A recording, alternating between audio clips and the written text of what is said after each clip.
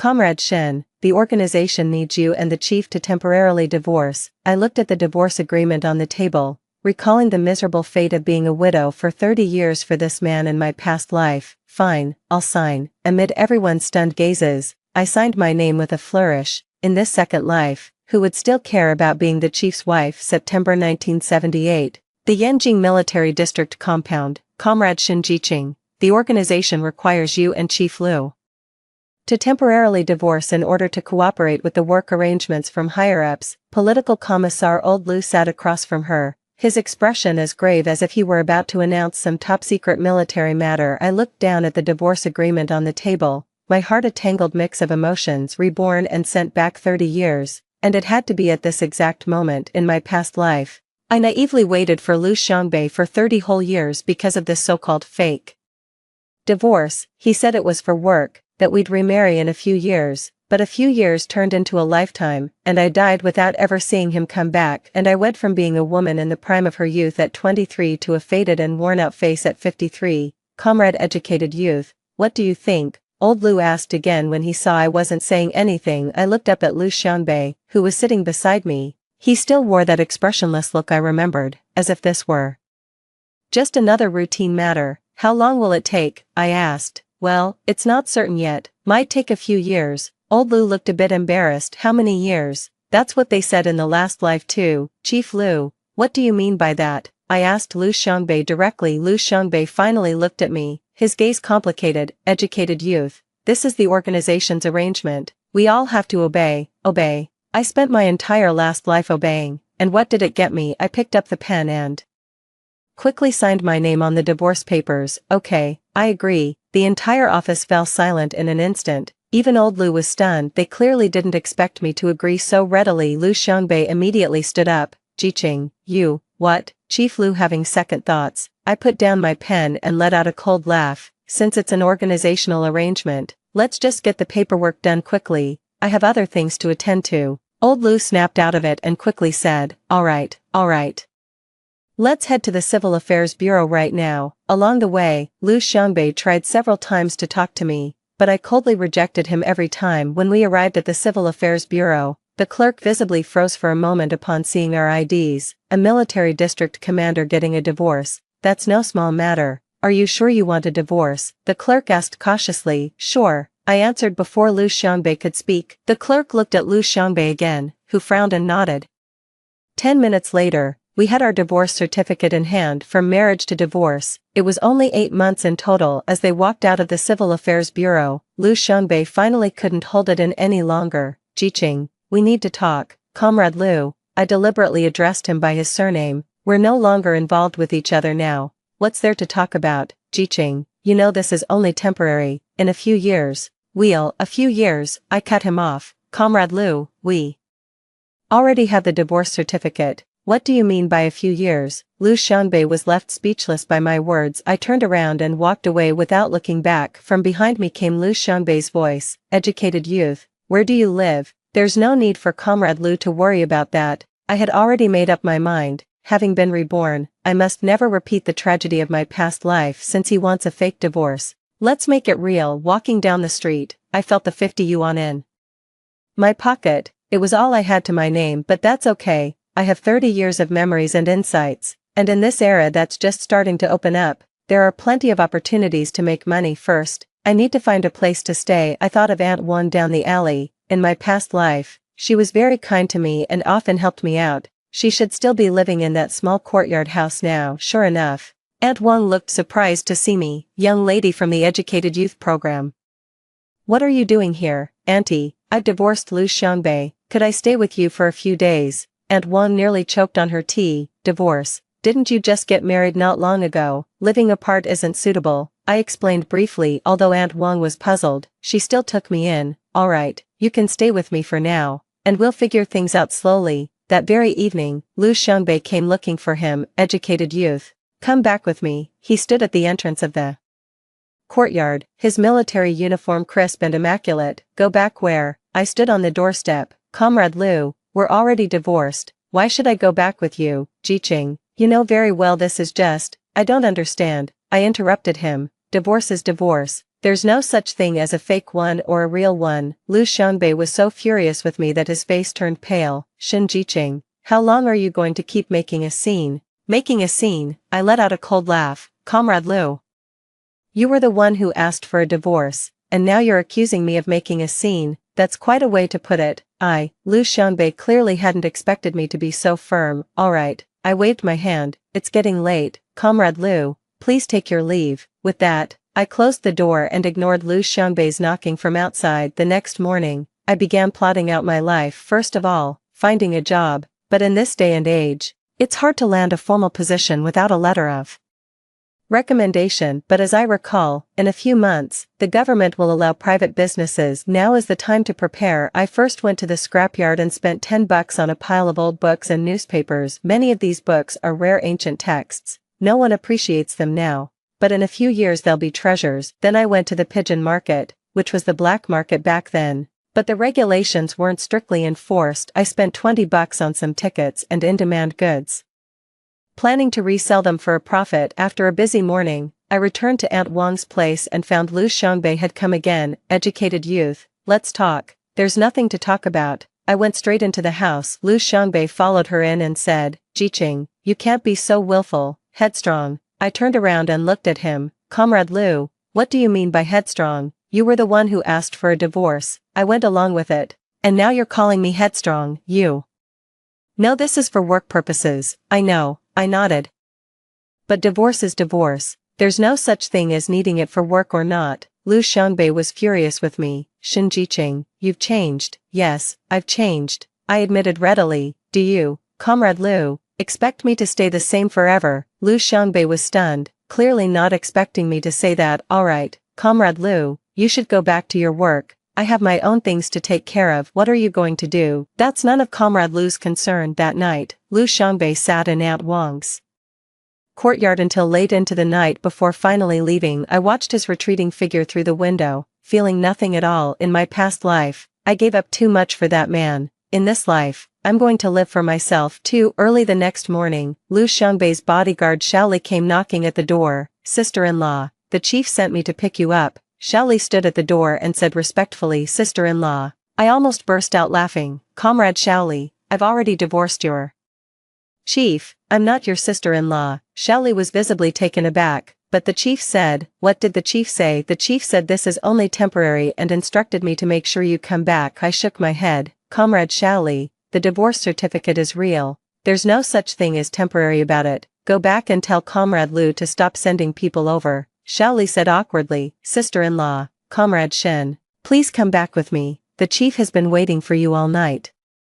Waited all night? I feel nothing. He did this often in the past life too, using it to soften my heart. That's his business, not mine. Shaoli wanted to say something more, but I cut him off. That's enough, you can go now. I went to the department store at 10 in the morning. This is the largest shopping mall in Yanjing, with a huge flow of people. Perfect for my plan today. I pulled out some small items I bought yesterday from my bag, found a corner, and started setting up a stall. Watches, fountain pens, cigarettes, and candies were all in short supply. People quickly gathered around. Excuse me, how much is this watch? A middle-aged man asked, eyeing a Shanghai brand watch. $80, that's too expensive. Can you make it cheaper? 75, that's the lowest I can go. The man hesitated for a moment, but in the end, he bought it. I only bought it for $50, and I made a quick profit of 25. Over the next 2 hours, I managed to sell quite a few items, netting over $80. Just as I was about to pack up, I suddenly heard someone shout, Comrade, self-employment is not allowed. Oh no, it's the Business Regulation Bureau. I quickly tried to pack up my things,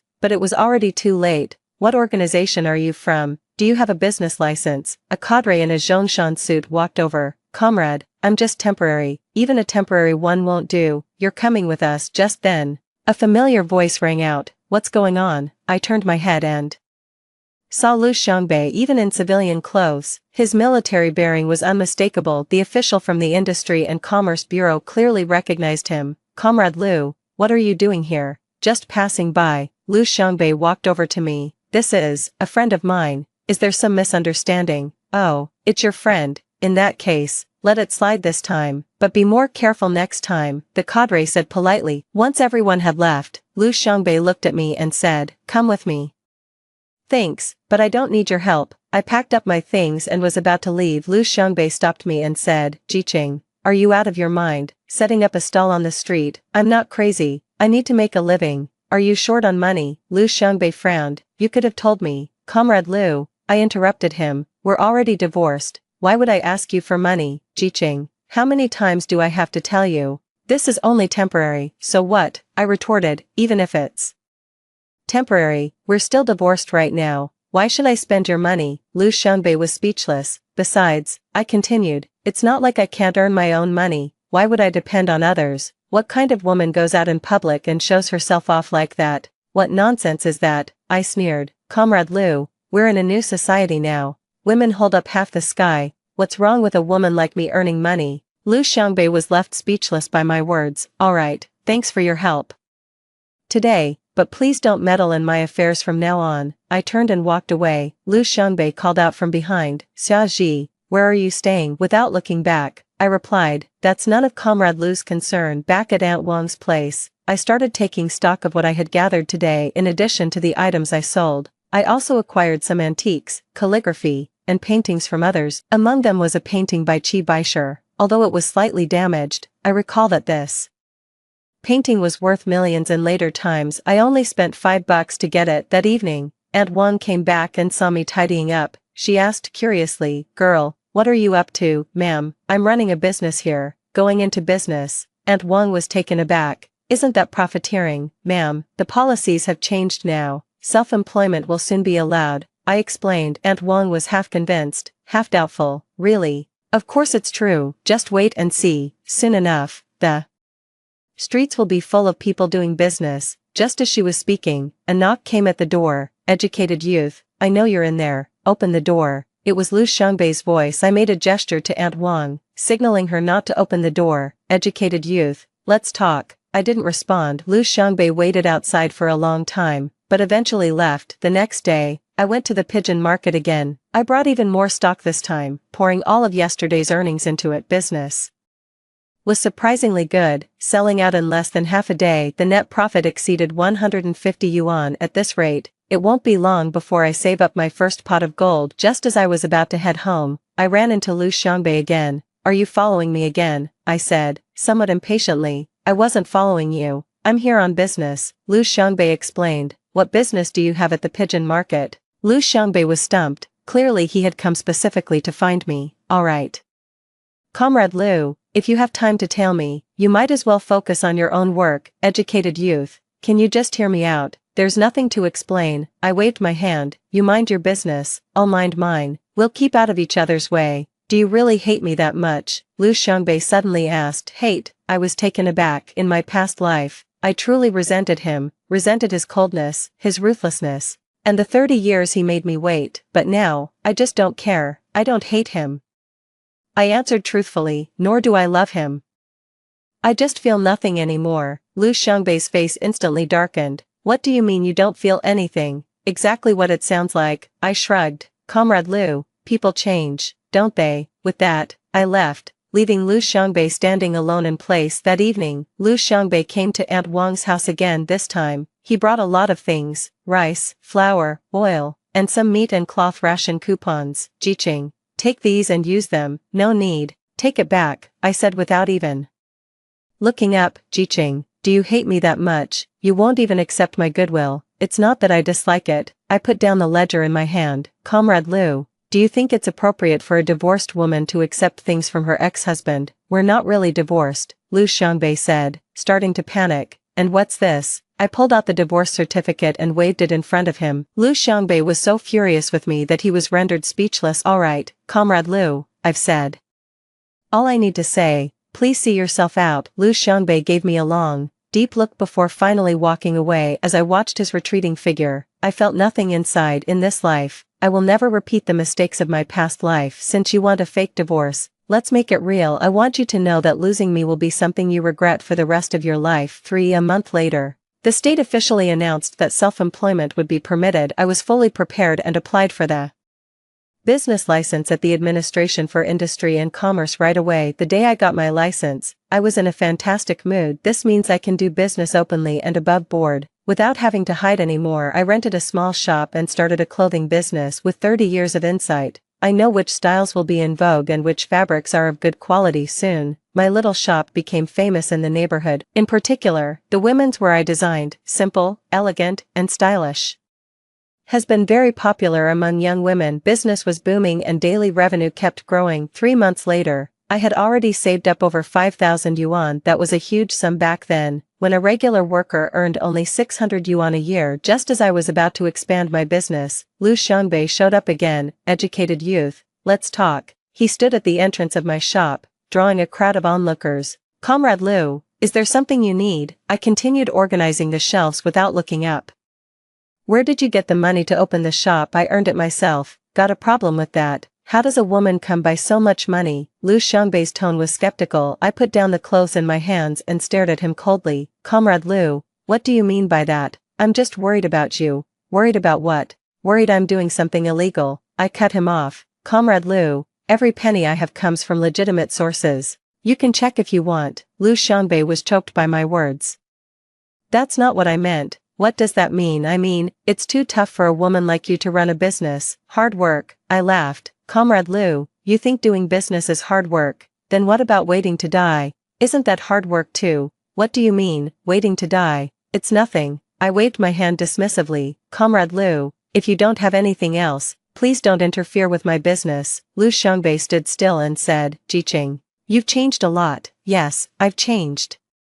I admitted readily. People always change, don't they? You weren't like this before. What was I like before? I retorted. Was I obedient and easy to push around? Lu Xiangbei was stunned. Comrade Lu, the obedient Shen Jiqing is dead. From now on, I only live for myself. With that, I walked into the shop, leaving Lu Xiangbei standing alone at the entrance. That evening, Aunt Wang said to me, Girl, a lot of people came by today asking about you. Who is it? I don't know. All unfamiliar faces. They're asking how you got your store started and where the money came from. My heart sank. It had to be Lu Xiangbei who sent someone to investigate me, but I'm not afraid. I run a legitimate business. Let them investigate if they want. Sure enough, the next day, officials from the Administration for Industry and Commerce came to inspect. They went through my account books with a fine-tooth comb and even asked about my supply sources. The final conclusion is, everything is normal.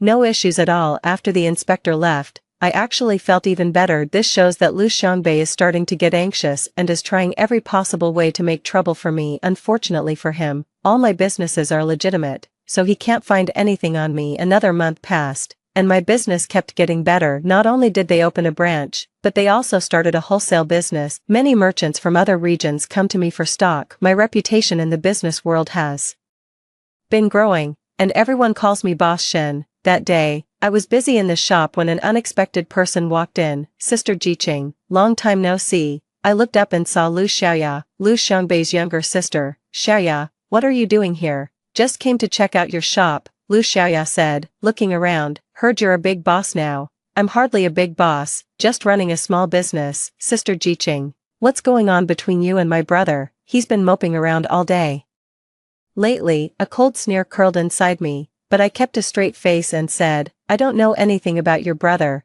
We're already divorced. Divorce? Lu Xiaoya was taken aback. When did that happen? A few months ago, I said casually. Didn't your brother tell you? He just said it was a temporary separation for work, and I thought, there's no such thing as temporary. Divorce is divorce. I cut her off. Lu Xiaoya was stunned for a long moment before it finally clicked. Sister Jiqing, you and my brother aren't. Xiaoya, some things are in the past, let them stay there. There's no need to bring them up again. Lu Xiaoya was about to say something, but I cut her off. If you want to buy clothes, I'll give you a discount, but if you're trying to talk me into getting back together with your brother, forget it. Lu Xiaoya left in a huff. I know she'll tell Lu Xiangbei every single word I said. Sure enough, Lu Xiangbei showed up that very evening. Jiqing, Xiaoya told me you don't want to get back together. Get back together. I found it amusing. Comrade Lu, when did we ever say we were getting back together? I told you this was only temporary. That's what you said, but I never agreed to it. Lu Xiangbei was choked by my words. Jiqing,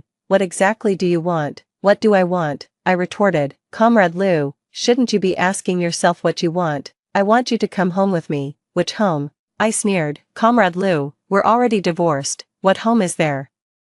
Educated youth, don't be so heartless. Heartless, I almost laughed out loud. Who was the heartless one in the past life? I waited 30 years and died without ever getting an explanation. Doesn't that count as heartlessness, Comrade Lou? It's not that I'm heartless, you were the one who showed no mercy first. Where am I being unkind? You said you wanted a divorce, and I went along with it. Now you're calling me heartless. That's rich. Lu Xiangbei was left speechless by my words. Alright, Comrade Lou, it's getting late, you should head back. Now, Jiqing, can't you give me a chance? What opportunity? A chance to start over? I shook my head. There's no chance anymore. Comrade Lou, we're done. Lu Xiangbei's face darkened. Is there someone else? Others? I was taken aback for a moment, then immediately understood what he meant. Comrade Lou, you're overthinking it. I just want to do business and make money now. I don't have time for anything else. Then why don't you want to come back? Because there's no need, I replied. Honestly, Comrade Lou, I'm doing well now. Why would I want to go back to the past? Lu Xiangbei was stunned. You think being with me is bad? It's not that it's bad, it's just boring. Those words hit hard, and Lu Xiangbei's face instantly turned ashen. Shen Jiqing, you've gone too far, I sneered. Comrade Lou, what do you mean by gone too far? You're the one who asked for a divorce, and now you're saying I've gone too far. Lu Xiangbei was left speechless by my words.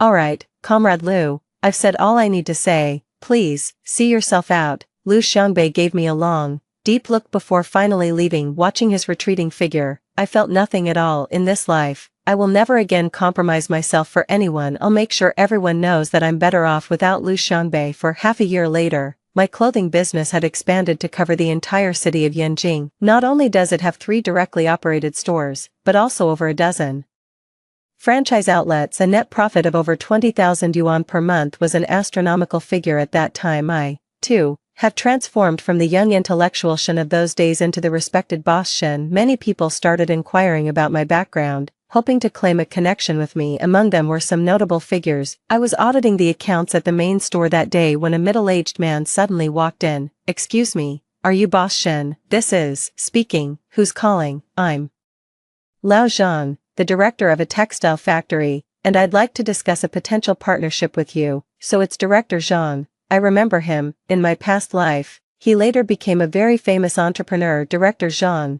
please have a seat. What kind of partnership are we talking about? Here's the idea. Our factory would like to partner with you on garment production. You handle the design and sales, and we'll take care of the manufacturing. The offer was tempting, but I didn't say yes right away. Director Zhang, what are the specific terms of the cooperation? How about a 50-50 split on the profits? 50-50, I sneered inwardly. This factory manager Zhang sure knows how to do the math. Director Zhang, my current profit margin is 30%, and your proposal offers me no advantage at all. Factory manager Zhang was taken aback. So what do you mean? I provide the design and sales channels. You handle production, and we split the profits 70-30, with 70% for me and 30% for you. Well, Director Zhang hesitated. Director Zhang, take your time to think it over. No rush to reply. Director Zhang eventually agreed to my terms. On the day of signing, many people showed up, including Lu Xiangbei. He was in his military uniform, sitting in the back row. Without saying a word, I pretended not to see him and focused on handling the collaboration matters. After the signing ceremony, Lu Xiangbei walked over. Educated youth, care to talk? Comrade Lu, what's the matter? You're really something now. He looked at me, his eyes unreadable. It's okay, better than starving to death. Educated youth, are you still blaming me? What's there to blame you for? I retorted. I blame myself for agreeing to the divorce back then. I shook my head. Don't blame yourself. I should be thanking you instead. Thank me. Lu Xiangbei was stunned. That's right. If you hadn't proposed the divorce, I wouldn't have achieved what I have today. These words hit hard, and Lu Xiangbei's face turned extremely grim. Educated youth, are you mocking me? No, I answered truthfully. I meant every word I said. Lu Xiangbei was so provoked by my words that he was rendered speechless. Alright, Comrade Lu, I have things to attend to, so I'll take my leave now. I turned and walked away. Lu Xiangbei called out from behind. Educated youth, can we start over? Without even turning back, I said. How can there be a fresh start if there was never a beginning? That evening, Aunt Wang said to me, girl. Chief Lu came again and sat in the courtyard for 2 hours. Let him sit there. It's none of my business. Girl, don't you miss him at all? Aunt Wang asked, a little curious. No, I don't. I answered honestly. Auntie, some people are just meant to be missed, there's no need to look back. Aunt Wang sighed. I just can't keep up with you young people's way of thinking anymore. Another month passed, and my business expanded to other cities. I now have franchise stores in Tianjin, Shanghai, and Guangzhou. I also went from being boss Shen to President Shen that day. I was going through documents in my office when Secretary Xiao Wang came in to report. Director Shen, there's a military officer outside who claims to be your friend and wants to see you. It goes without saying that it's Lu Xiangbei. Tell him I'm not here, Xiao Wang said hesitantly, but he said he would wait for you to return. Let him wait. Then, at 6:00 p.m., Xiao Wang came to report again. Mr. Shen, that officer is still waiting outside. I sighed helplessly. Let him in. When Lu Xiangbei walked in, he looked noticeably haggard. The uniform was still crisp and sharp, but he had visibly lost weight. Jiqing, you've finally agreed to see me. Comrade Lu, just say what you need to say. I have things to do. Jiqing, I've figured it out. What do you want to understand? I want to understand why I agreed to that fake divorce in the first place. I put down the file in my hand. So what? I want to apologize to you. Apologize? I almost laughed out loud. In my past life, I waited 30 years for him and never once heard an apology. Comrade Lu, there's no need for an apology. Let bygones be bygones. Jiqing, can you forgive me? There's no such thing as forgiveness or not. I replied honestly. Comrade Lu, you weren't at fault in that matter. It was the organization's arrangement, and you had no choice. So, would you be willing to start over with me? I shook my head. No, I'm not. Why, no reason, I just don't want to. Lu Xiangbei's face darkened. Is there someone else? No, I just want to focus on business right now. Since there's no one else, why won't you give me a chance? Because there's no need, I answered truthfully. Comrade Lu, I'm doing just fine right now. Why would I go looking for trouble? Am I a burden to be with? It's not a bother. It's pointless. This remark was even harsher, and Lu Xiangbei's face instantly turned ashen. Shen Jiqing, are you really this heartless? It's not cruelty, it's reality. I stood up. Comrade Lu, some things are in the past for a reason. Forcing them won't do any good. I don't believe you have no feelings for me at all. Feelings? I sneered. Comrade Lu, feelings change, don't they? Lu Xiangbei was rendered speechless by my words. Alright, Comrade Lu, it's getting late. You should head back now. Lu Xiangbei gave me a deep look. Educated youth, I won't give up. That's your business. I walked him to the door. Watching his retreating figure, my heart completely unruffled.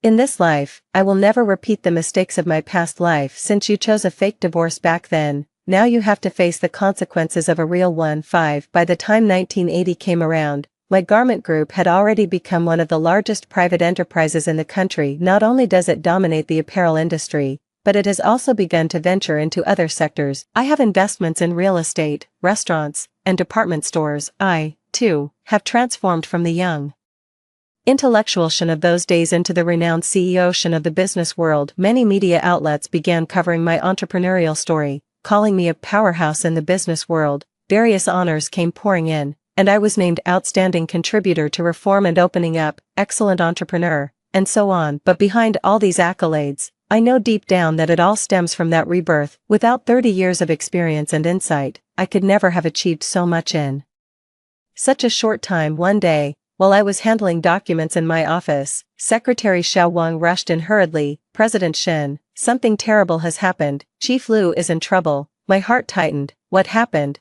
I heard he was seriously injured while on a mission and is now being rushed to the hospital for emergency treatment. Even though it's been over 2 years since our divorce, hearing this news still leaves me a bit unsettled. Which hospital? Military Region General Hospital. I hesitated for a moment, but in the end, I decided to go take a look. After all, we've been old friends for many years. It was only when I arrived at the hospital that I realized Lu Xiangbei was seriously injured. The bullet hit the lung, nearly killing him. His younger sister, Lu Xiaoya, was waiting outside the ward. The moment she saw me, tears immediately streamed down her face. Sister Jiqing, you've finally come. How is he? He's still in emergency treatment. The doctor said it's very critical.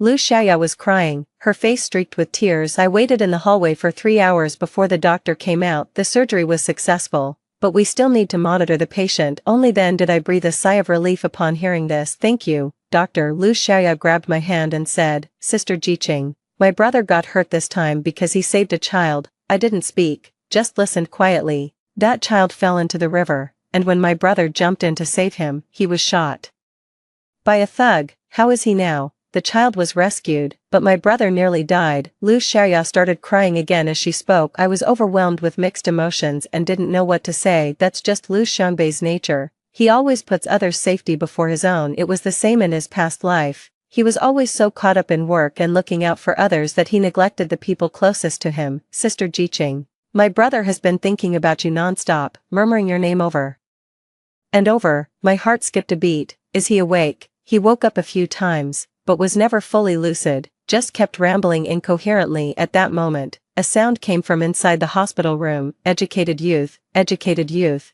It was Lu Xiangbei's voice, faint but unmistakable. Lu Xiaoya tugged at me and said, Sister Jiqing, go in and see him. I hesitated for a moment, then finally pushed the door open and walked in. Lu Xiangbei lay on the hospital bed, pale-faced, with his eyes closed, murmuring over and over, educated youth, I'm sorry, educated youth. I walked over to the bed and whispered, I'm here. Lu Xiangbei slowly opened his eyes, and the moment he saw me, tears immediately welled up in them. Educated youth, you've come, let me take a look at you. Jiqing, I thought I'd never see you again. Don't talk, just rest. Jiqing, I was wrong, I was really wrong. Seeing how weak he looked, I couldn't help but feel a stir in my heart, but I quickly suppressed that emotion. No matter how pitiful he seems now, it doesn't change what happened in the past. Take good care of yourself and recover well. I'll be going now. Jiqing, don't go. Lu Xiangbei tried to reach out and grab me, but he was too weak. I still have things to do. Jiqing, please, stay with me. Looking at his pleading eyes,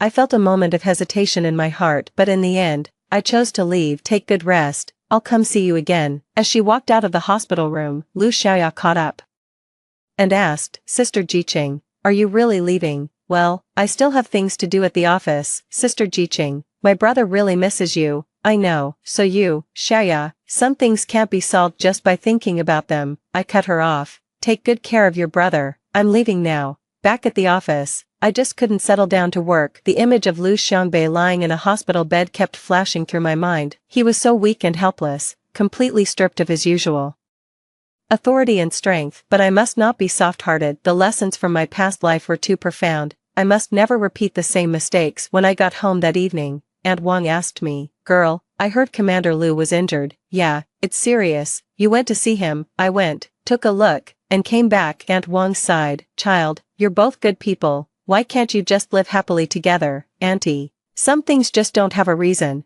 It's simply not enough fate. Fate, Auntie.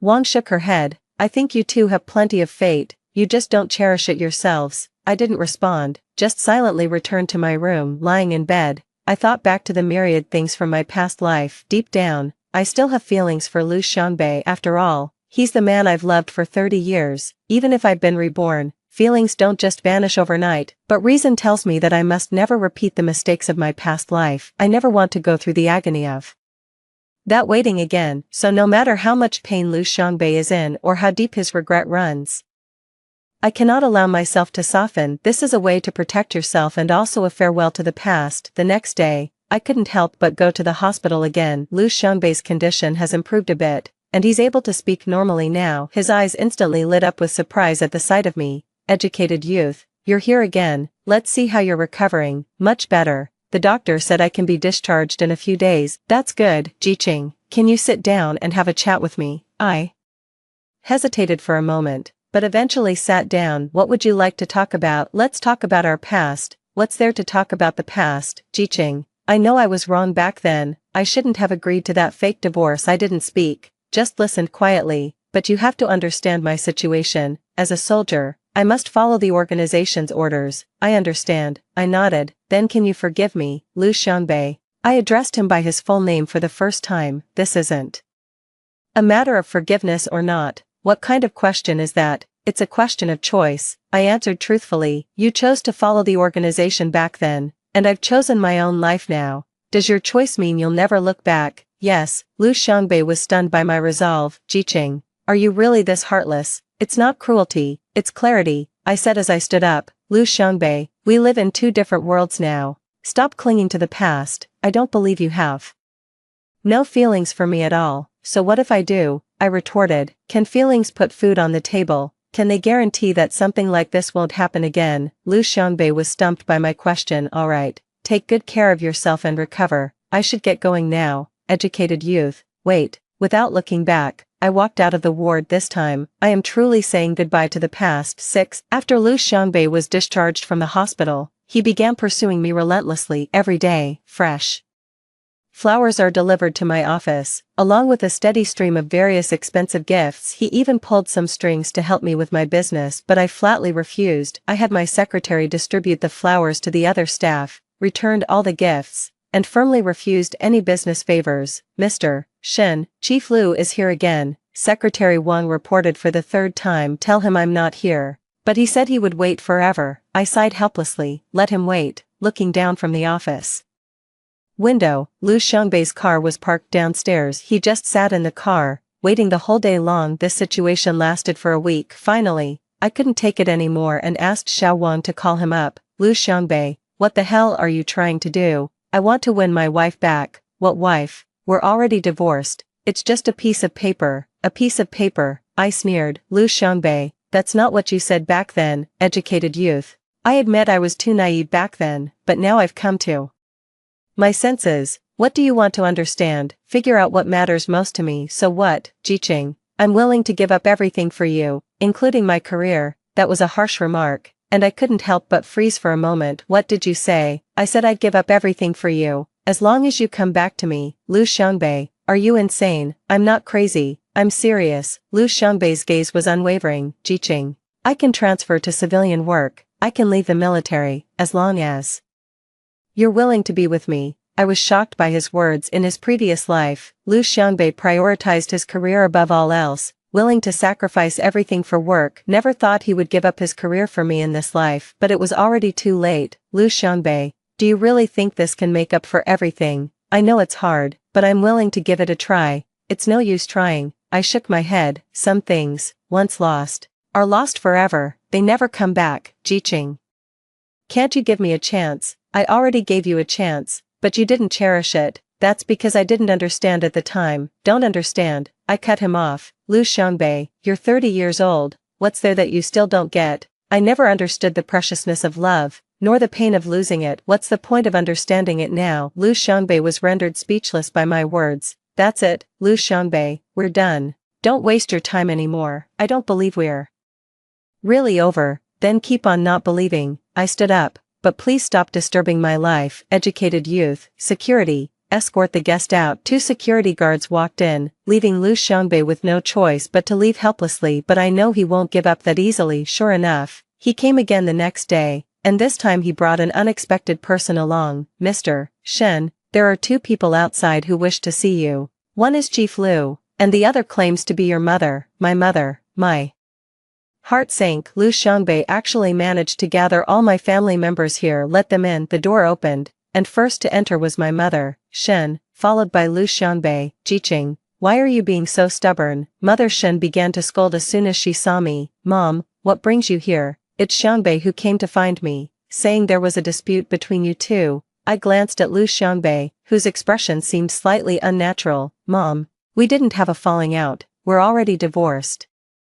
Divorce? Mother Shen was taken aback. When did this happen? Why didn't I know about it? It happened 2 years ago. 2 years ago? Shen's mother was even more astonished. Why didn't you tell me? I didn't want to worry you. Jiqing, Lu Xiangbei began. I've already explained our situation to your mother. Explain what? Explain why we got divorced in the first place, and explain my determination to win you back now. I sneered inwardly. Lu Xiangbei really stops at nothing. Oh, Qing, aunt, Shen said, taking my hand. Xiangbei is a good kid. Whatever disagreement you have, can't you talk it out nicely? Mom, it's not a matter of contradiction. What kind of question is that? It's a matter of choice. I've chosen the life I have now, and I don't want to change it. Jiqing, that's going too far, Shen's mother said, somewhat displeased. Xiangbei is willing to give up his career for you. What more do you want? Give up his career? I looked at Lu Xiangbei. What did you tell my mom? I told the truth. Lu Xiangbei replied honestly. I'm willing to leave the military for you. Educated youth.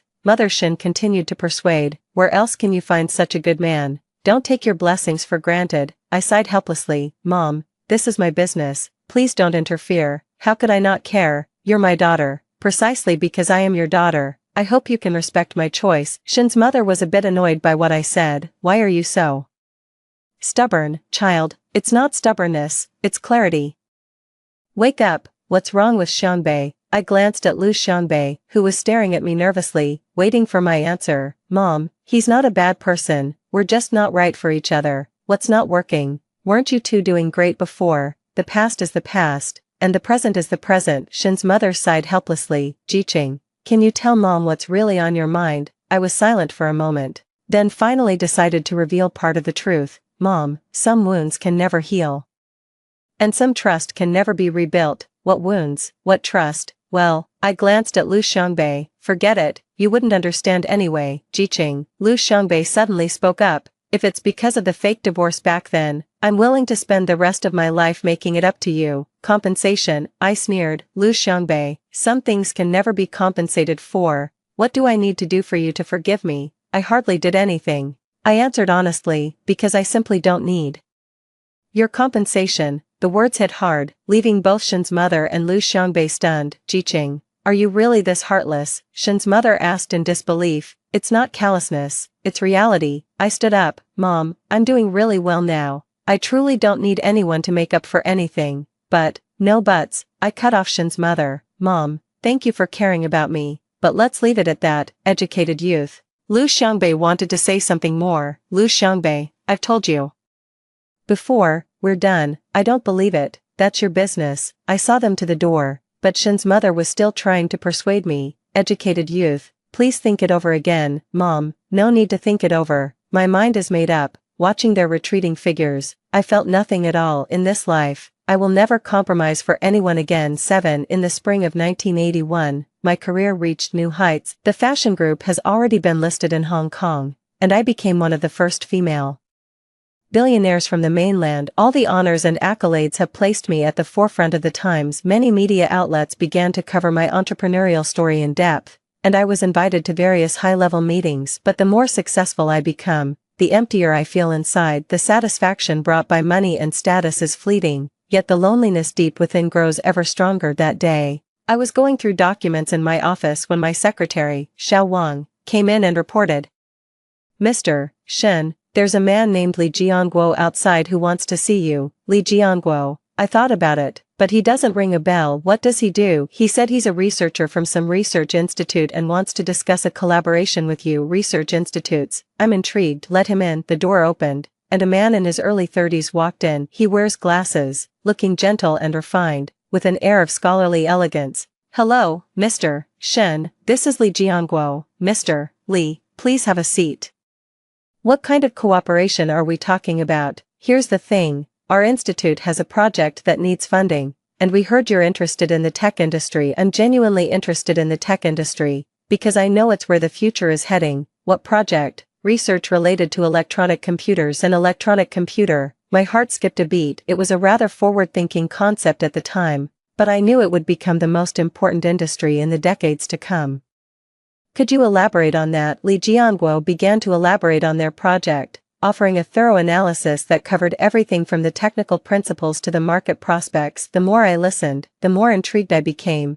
This Li Jianguo was clearly a man of great insight. Mr. Li, how much funding does your project require? The initial investment will be around 5 million. 5 million was an astronomical figure back then, but it was nothing to me. If I invest, what are the requirements? You hold 60% of the shares, and we are responsible for the technology research and development. This offer is so tempting that I almost wanted to say yes right away, but reason told me that I needed to find out more about this Li Jianguo. Mr. Li, could you tell us a bit about yourself? I am 32 years old, a graduate of Tsinghua University, and have worked at a research institute for 10 years. What about your family situation? Not married yet, always focused on work. Not married. I couldn't help but take a second look at him. This Li Jianguo isn't particularly handsome, but he has a scholarly air that makes him very pleasant to be around. Mr. Li, let's do this. I need some time to think it over. I'll get back to you in a few days. Alright, thank you, President Shen. Li Jianguo left his contact information and then departed. That evening,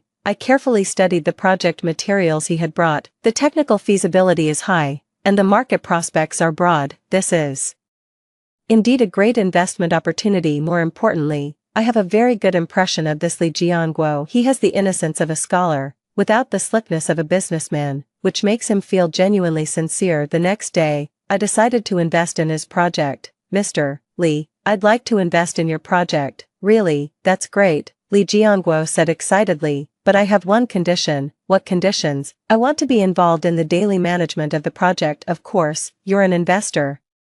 It's only right. And so, our collaboration began. Over the following months, I frequently visited the research institute to discuss project progress with Li Jianguo. He is a true professional with a deep understanding of technology and a meticulous approach to his work. Our collaboration has been very pleasant, and the project is progressing smoothly. Slowly, I found myself beginning to appreciate this Li Jianguo. He was nothing like Lu Xiangbei, lacking the soldier's assertiveness and domineering nature. He was instead gentle, refined, and well-mannered. Being with him makes me feel completely at ease, without any pressure. This feeling reminds me of the youthful longing for love I once had. But am I still worthy of talking about love? I'm already 30 years old, and on top of that, I'm a divorced woman. More importantly, Lu Xiangbei still lingers in my heart, no matter how hard I try to forget. Feelings aren't something you can just erase at will. One day, Li Jianguo suddenly asked me, Mr.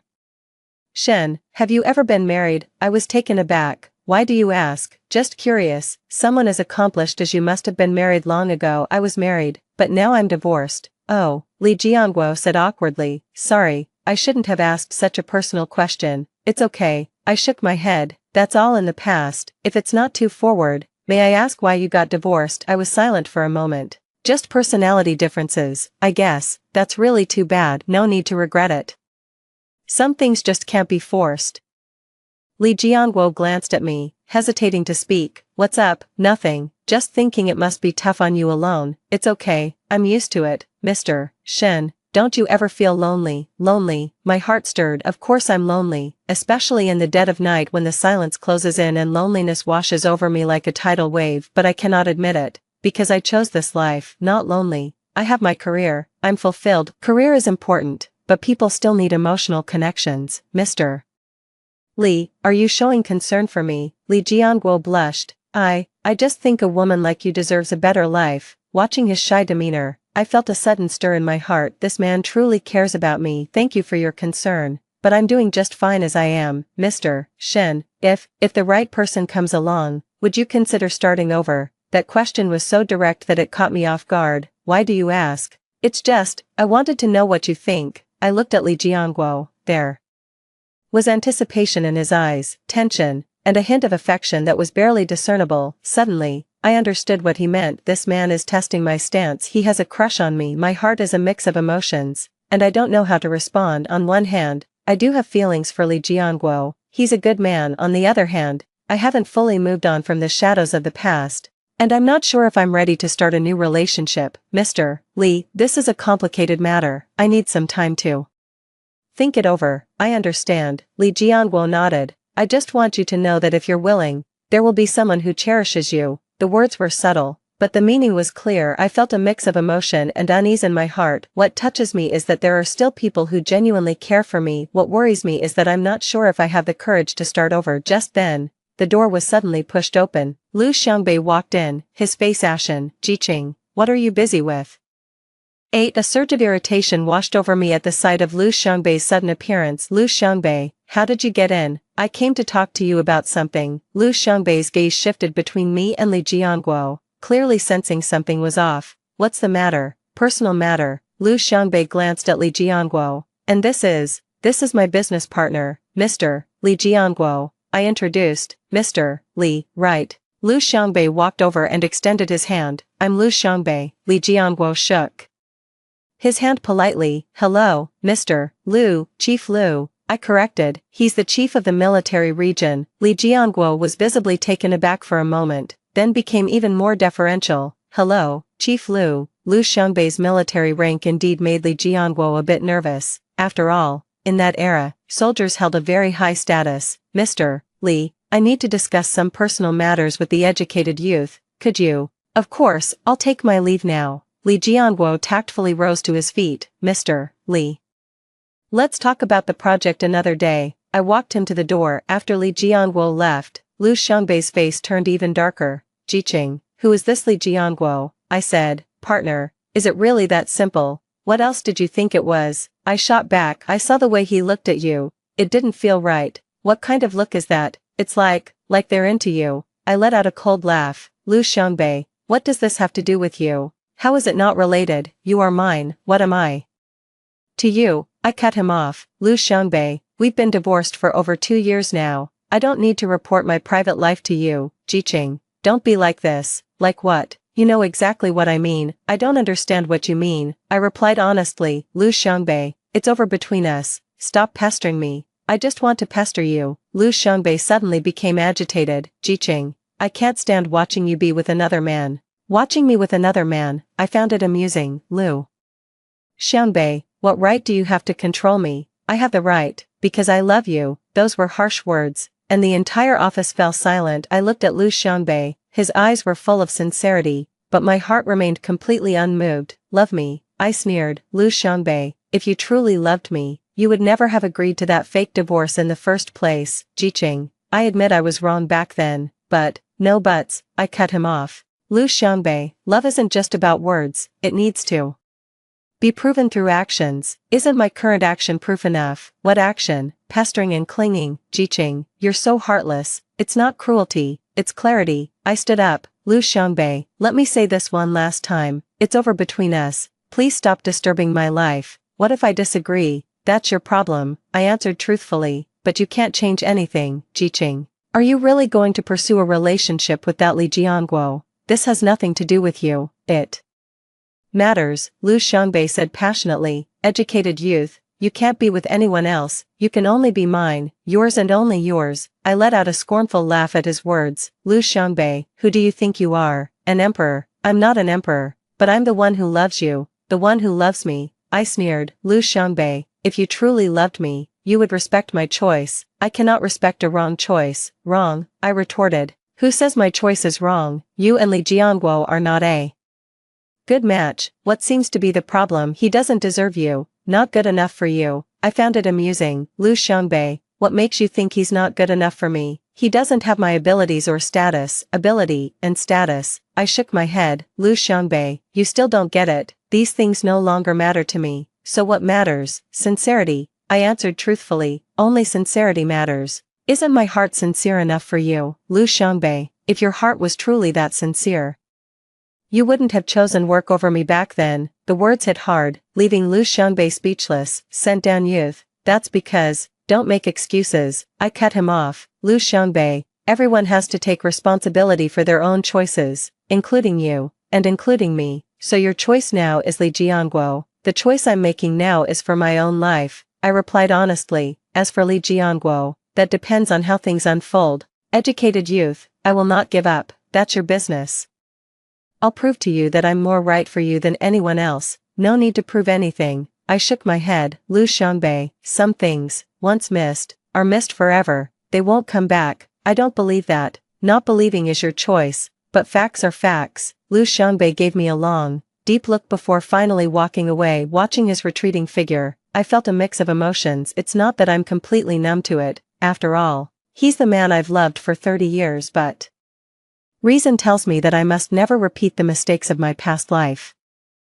Besides, I do have feelings for Li Jianguo now. This man gives me a completely different feeling. When I'm with him, I feel so relaxed and at ease. Maybe it's time to give yourself a chance to start over. The next day, Li Jianguo came to me on his own initiative. Mr. Shen, I'm sorry about yesterday. I didn't know you and Chief Lu. You don't need to apologize. I cut him off. What happened yesterday had nothing to do with you. But I feel like I've caused you trouble. It's no trouble at all.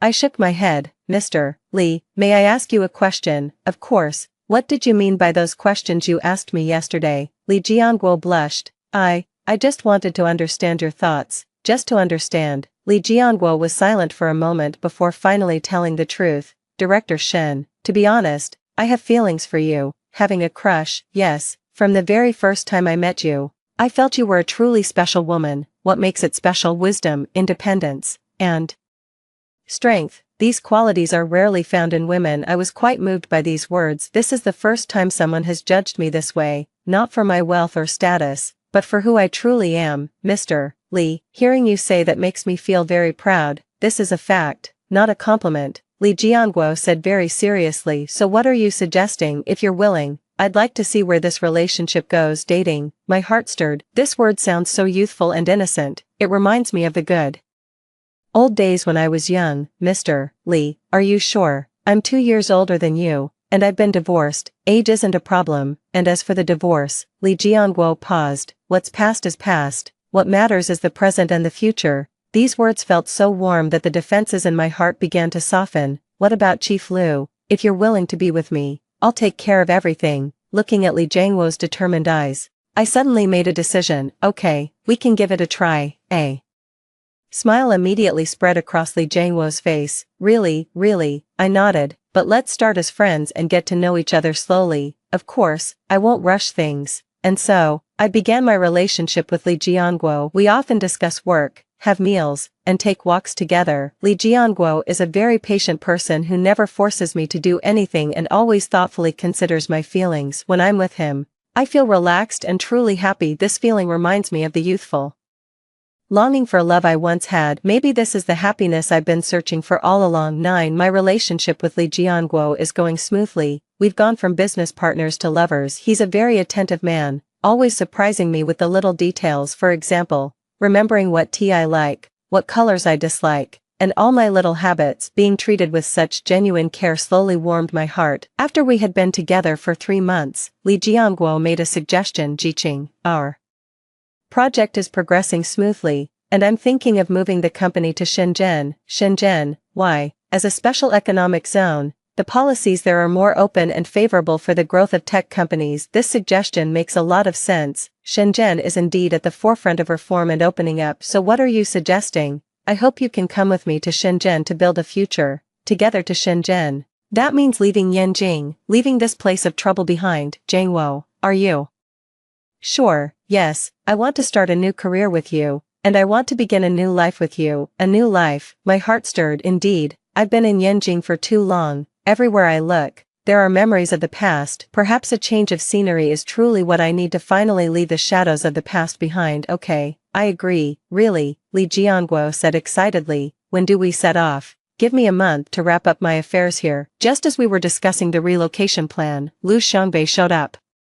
Again his face darkened. He had clearly heard about our plan. Jiqing, are you going to Shenzhen with him? Yes. Is there a problem? Of course there's a problem, Lu Xiangbei said excitedly. You can't leave Yanjing. Why not? Because this is your home. Home, I sneered. Lu Xiangbei, where exactly is my home? By my side. By your side. I found it amusing. Lu Xiangbei, who was at that asked for a divorce over 2 years ago. Educated youth, I admit I was wrong. I cut him off. Lu Xiangbei, if it's wrong, does that mean we can just pretend none of it ever happened? I can make it up to you. How can I make up for it? With the rest of my life, the rest of your life. I shook my head. Lu Xiangbei, my remaining years are meant for someone who's worth it. Am I not worth it? You're not, I said bluntly. These words hit hard, and Lu Xiangbei's face instantly turned ashen. Shen Jiqing, you're too heartless, ruthless. I shot back. Lu Xiangbei, what do you call ruthless? Who was at that agreed to the divorce without a second thought, all for the sake of their so-called work needs. That's because, don't make excuses. I cut him off. Lu Xiangbei, everyone has to take responsibility for their own choices. So your choice now is to go to Shenzhen with Li Jianguo. Yes, I won't let you go. What gives you the right to stop me from leaving just because I love you? Love me? I sneered. Lu Xiangbei, if you truly loved me, you would have blessed my choice. I cannot bless a wrong choice. Who says my choice is wrong? Li Jianguo is not good enough for you. Lu Xiangbei, you've said this more than once, I said, growing impatient. Let me say it again. Whether he's good enough for me is not for you to decide. Educated youth,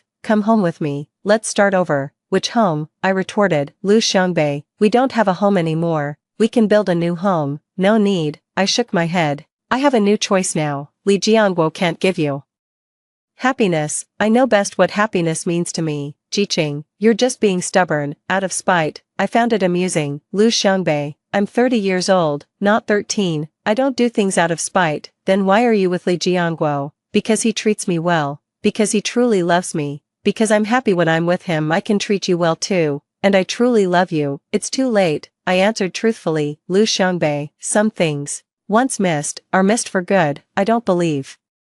That time heals everything, keep not believing then. I stood up. Lu Xiangbei, I've made up my mind, I'm going to Shenzhen with Jiangwo in a month. Jiqing, I won't let go, that's your concern, but you won't change my mind. Lu Xiangbei gave me a long, deep look before finally walking away, but I knew he wouldn't give up easily. Sure enough, over the next few days, Lu Xiangbei started pulling strings to sabotage our plan. First, officials from the Bureau of Industry and Commerce came to inspect my company, then tax authorities showed up to audit the books. One department after another came knocking, all trying to stir up trouble for me, but I'm running a legitimate business, so they can't find anything wrong with it. Instead, these unreasonable inspections actually boosted my reputation in the business world. Everyone knows that a company capable of passing such rigorous inspections must be a trustworthy business operating with integrity. Seeing that none of these tactics worked, Lu Xiangbei came to me again. Jiqing, do you have to be against me? Going against me? I found it amusing. Lu Xiangbei, who exactly is going against whom? You know full well I don't want you to leave, so what? I don't need you to plan my life. Jiqing, I'm doing this for your own good. For my own good, I sneered. Lu Xiangbei, what exactly do you mean by for my own good? Li Jianguo can't give you the lifestyle you have now, standard of living. I shook my head. Lu Xiangbei, you still don't get it. Money no longer matters to me. What matters then? Feelings, I answered truthfully. Only genuine feelings matter. Is my affection for you not sincere enough? Lu Xiangbei, true feelings are proven through actions, not just empty words. Isn't my current action enough? Enough, I nodded. Enough to see your true colors. What true colors? Selfish, domineering, and unscrupulous. That was a harsh remark, and Lu Xiangbei's face instantly turned ashen. Shin Jiqing, you've gone too far. Going too far, I shot back. Lu Xiangbei, what exactly is going too far? Is using your power to oppress innocent businessmen going too far or not? I am not suppressing you. Nothing, I sneered. Then what were all those inspections over the past few days about? That's normal regulation, normal supervision. I let out a scornful laugh. Lu Xiangbei, do you really take me for a 3-year-old? Lu Xiangbei was left speechless by my words. Alright, Lu Xiangbei, I don't want to argue about this anymore. I stood up. I'll say it again, my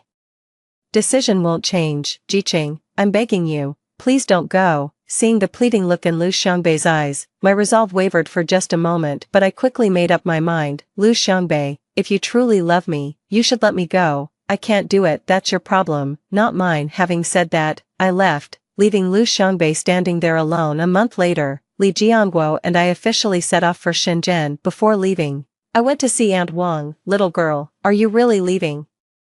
Aunt Wang said, a hint of reluctance in her voice. Yes, ma'am, I'm heading south to make a better life. That Chief Lu, Auntie, some things are in the past, let's not bring them up again. Auntie Wang sighed. Alright, it's your life to live, I support you. Thank you, Auntie. Once I'm settled in Shenzhen, I'll take you there to enjoy a good life. No, I'm too old, I don't want to keep moving around. We said our goodbyes at the airport, and Li Jianguo thoughtfully took care of all the formalities for me. Just as I was about to board the plane, Lu Xiangbei suddenly appeared. Educated youth, for the last time, come home with me. I looked at him, his eyes brimming with anticipation and reluctance, but my mind is made up. Goodbye, Lu Xiangbei. With that, Li Jianguo and I walked through the boarding gate without looking back. The moment the plane took off, I looked out the window and saw Lu Xiangbei still standing there. His figure grew smaller and smaller until it finally disappeared from sight. I know this is truly a final farewell. From now on, I will start a brand new life, building our future together with Li Jianguo on this promising land of Shenzhen. 10 Life in Shenzhen is even more exciting than I imagined. This place is full of vitality and opportunities, with new changes happening every day. The tech company Li Jianguo and I founded has been thriving, becoming a well-known high-tech enterprise in the local area in just half a year. More importantly, our bond grew deeper.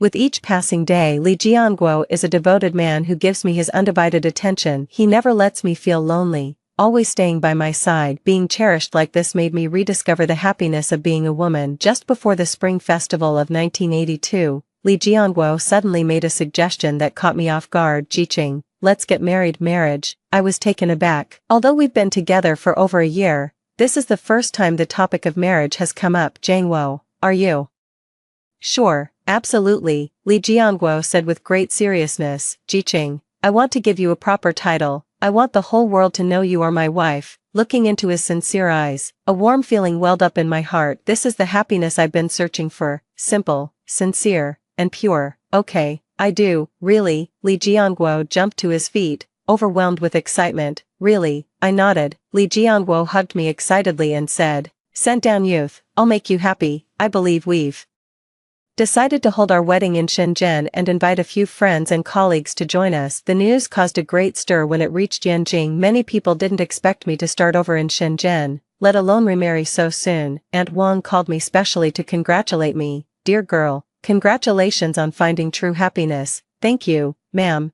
"That Commander Liu, I heard he's been looking for you for months." Hearing news about Liu Xiangbei, I felt a mix of emotions, but I quickly pulled myself together. "Auntie, let bygones be bygones." "That's true, one must look forward." The day before the wedding, I received an unexpected phone call. "Jiqing, it's me." It was Liu Xiangbei's voice. My heart tightened. "How did you get this number?" "I have my ways." Liu Xiangbei's voice was heavy. "Educated youth, are you really getting married?" "Yes." "Jiqing, please give it one last thought. What is there to consider?" "Consider our feelings. Consider our past." "Liu Xiangbei, our past is over. It never ends, and in my heart, it never will." "That's your business," I replied truthfully. "Liu Xiangbei, I've already found my own happiness." "Li Jianguo can't give you true happiness. I know best what true happiness is." "Educated youth, do you still love me?" That question was very direct, so I paused for a moment. It would be a lie to say I don't love him. After all, he's the man I've loved for 30 years. But love can't put food on the table, nor can it guarantee that there won't be more pain in the future. Liu Xiangbei, whether there's love or not no longer matters. What matters is that I've chosen a new life. Educated youth, Liu Xiangbei, wish me well. This is the last thing you can do for me." I hung up right after saying that. The next day, Li Jianguo and I had a simple yet warm wedding ceremony. There was no lavish display, but everyone offered us their heartfelt blessings. At the moment we exchanged rings, an unprecedented sense of peace washed over me. This is the life I've always wanted, simple, genuine, and full of love. Li Jianguo whispered in my ear, "Jiqing, from now on, I will love you with all my life." I nodded, tears of happiness welling up in my eyes. After the wedding, we went to the seaside for our honeymoon. As the sun set, we walked hand in hand on the beach. "Are you happy, Jiqing?" Li Jianguo asked. "Very happy," I answered truthfully. "Jianguo, thank you for giving me a second chance at happiness. It's what I should do." Li Jianguo said gently, "Jiqing, we'll be happy like this forever. I believe you." Watching the distant sunset, a deep surge of emotion welled up in my heart. Having been reborn, I finally understand what true happiness is. It is not money, status, or a passionate romance, but rather having someone who truly loves you by your side, a warm home, and a career you are passionate about. These seemingly ordinary things are actually the most precious treasures in life. In my past life, I missed out on so many beautiful moments waiting for Liu Xiangbei. In this life, I will no longer wait for anyone. I will live for myself, live for the present. Liu Xiangbei, thank you for giving me a chance to start over. Though we didn't end up together, you taught me what it means to cherish and what is truly worth it. I've found my true happiness now,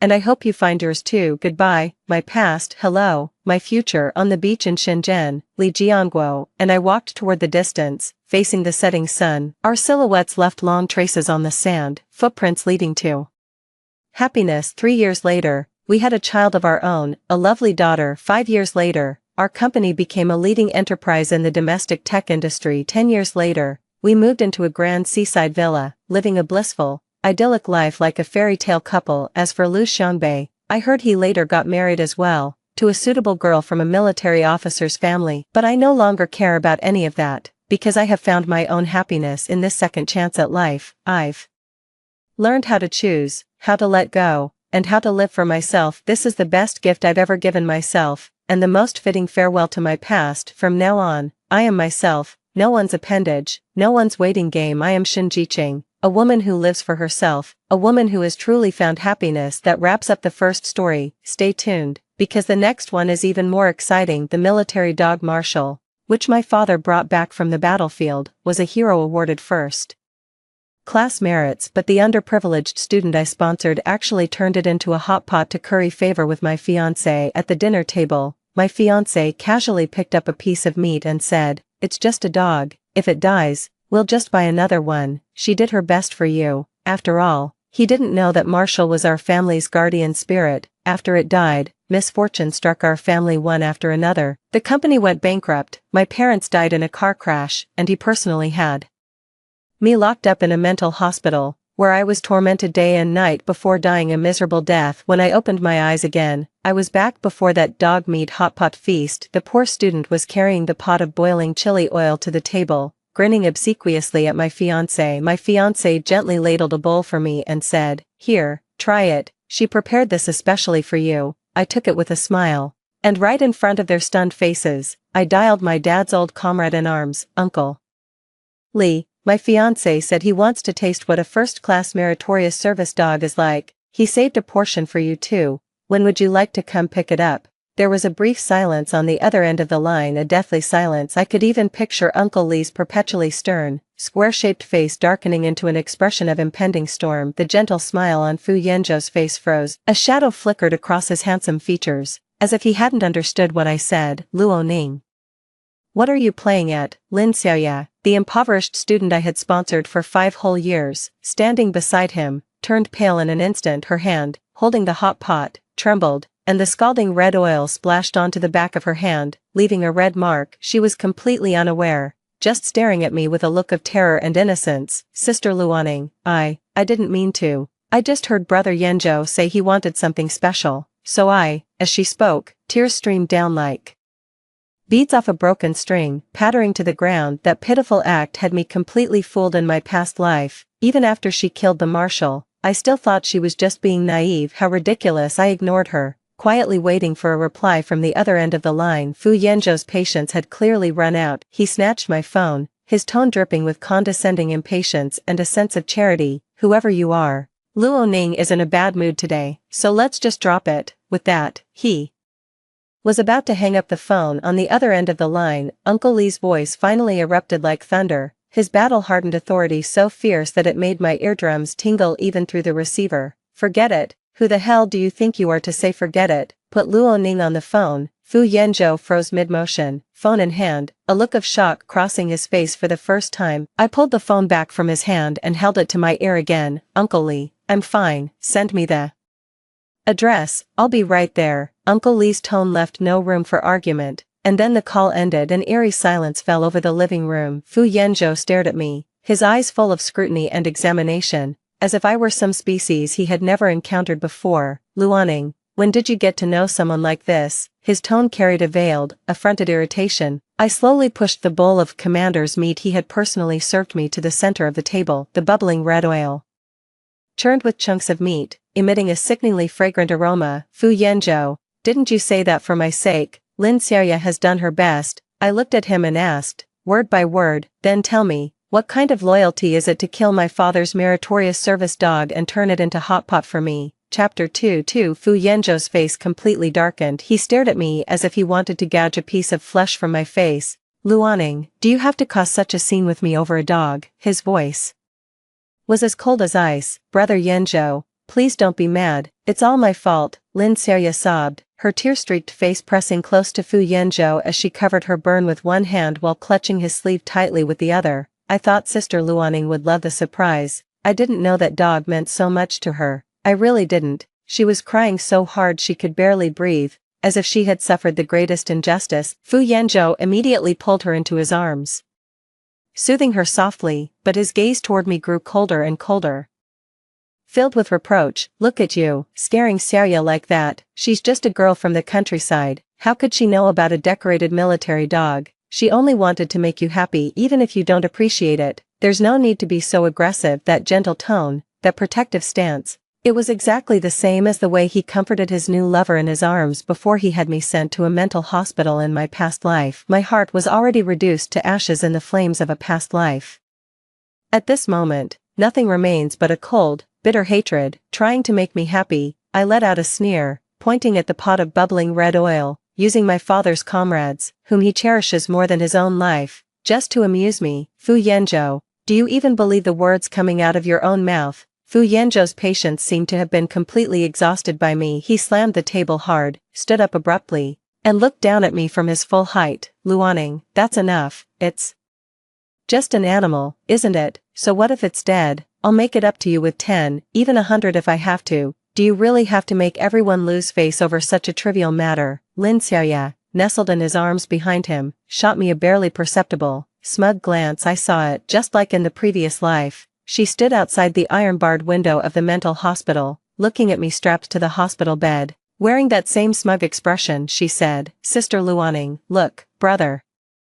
Yanzhou chose me in the end, she said, your parents, your company, your marshal, everything that belongs to you now belongs to me. Memories came flooding back, nearly drowning me. I dug my nails deep into my palm, the sharp pain jolting me back to my senses. The doorbell rang at that very moment. 1, 2, sharp and forceful. Frowning, Fu Yanzhou snapped impatiently, who is it? No one answered. The doorbell kept ringing insistently. He walked over irritably and yanked the door open. Standing outside the door was Uncle Li in his crisp military uniform, followed by 2 young officers wearing equally solemn expressions. Their shoulders bore gleaming stars of rank. Uncle Li's gaze bypassed Fu Yanzhou and landed directly on me. The concern and fury in his eyes were so intense they almost seemed tangible. Then, his gaze slowly shifted to the steaming pot of dog meat hot pot on the table. The air in the entire living room instantly froze. Chapter 3. Fu Yanzhou froze, staring at the 3 impeccably uniformed soldiers at the door. He had navigated the business world and encountered countless dignitaries and elites, yet he had never seen anyone with such presence. This was not the oppressive weight of authority, but a killing aura forged through countless deaths, an essence of iron and blood. Who are you looking for? Fu Yanzhou's voice unconsciously softened. Uncle Li ignored him and walked straight in. His military boots struck the polished marble floor with heavy, rhythmic thuds, each step landing like a blow to the hearts of Fu Yanzhou and Lin Xiaoya. His gaze was locked tightly on that pot of meat. Where is the marshal? Uncle Li's voice was hoarse, yet it carried a calm before the storm. I stood up, walked over to him, and said softly, Uncle Li, this is the marshal. Uncle Li's body stiffened abruptly. The 2 officers behind him turned pale instantly. One of the younger ones clenched his fists so hard they cracked, his eyes turning red. Bastard, he let out a low growl and was about to step forward. Uncle Li raised his hand and stopped him. He walked slowly to the dining table, reaching out as if to touch the pot, but then stopped mid-air, his fingers trembling violently. Fu Yanzhou finally snapped out of his shock. He glanced at the general's star on Uncle Li's shoulder, then at me. A flicker of wariness crossed his eyes, but what dominated was the irritation of feeling slighted. So you are Luo Ning's elder, he resumed, the heirs of the eldest son of the Fu family, his tone distant yet polite. It was just a misunderstanding. Luo Ning got upset with us over a dog, and I didn't expect it would disturb you. He brushed it off lightly, attributing everything to my immaturity. Please do talk some sense into her. Tell her to stop making a scene. Whatever losses there are, the Fu family will bear full responsibility. He spoke as casually as if discussing a trivial business deal. Uncle Li slowly turned around, his fierce eyes fixed on him. Misunderstanding? You call this a misunderstanding? His voice was low, yet it sent a chill through the entire living room. A dog. Uncle Li repeated those 3 words, each one seeming to be forced out through gritted teeth. He took out from his bosom an object wrapped in layers of handkerchief. Opening it, there was a heavy, gleaming metal, first-class merit metal. Open your damn eyes and look clearly, Marshal. 6 years ago on the southwestern border, to cover the assault squad, he single-handedly drew away over 30 armed drug traffickers and was hit by 7 bullets. It cleared a path through the minefield with its mouth, saving the soldiers, but lost one of its own legs in the blast. He's a registered hero, a hero who saved the lives of hundreds of my soldiers, and now you're telling me it's just a dog. Uncle Li's voice grew louder and harsher with each word, until it was almost a roar. The 2 officers behind him were already glaring with bloodshot eyes, staring intently at Fu Yanzhou and Lin Xiaoya. Fu Yanzhou's face turned from pale to livid, and then from livid to purple. He was stunned by the yell, opened his mouth as if to speak, but couldn't utter a single word. Lin Xiaoya was scared out of her wits, shrinking behind Fu Yanzhou, trembling like a leaf in the wind. I don't know. I really don't know. Her sobs sounded so hollow and powerless at this moment. Uncle Li's gaze cut through her like a knife. You don't know, when Luo Ning sponsored you.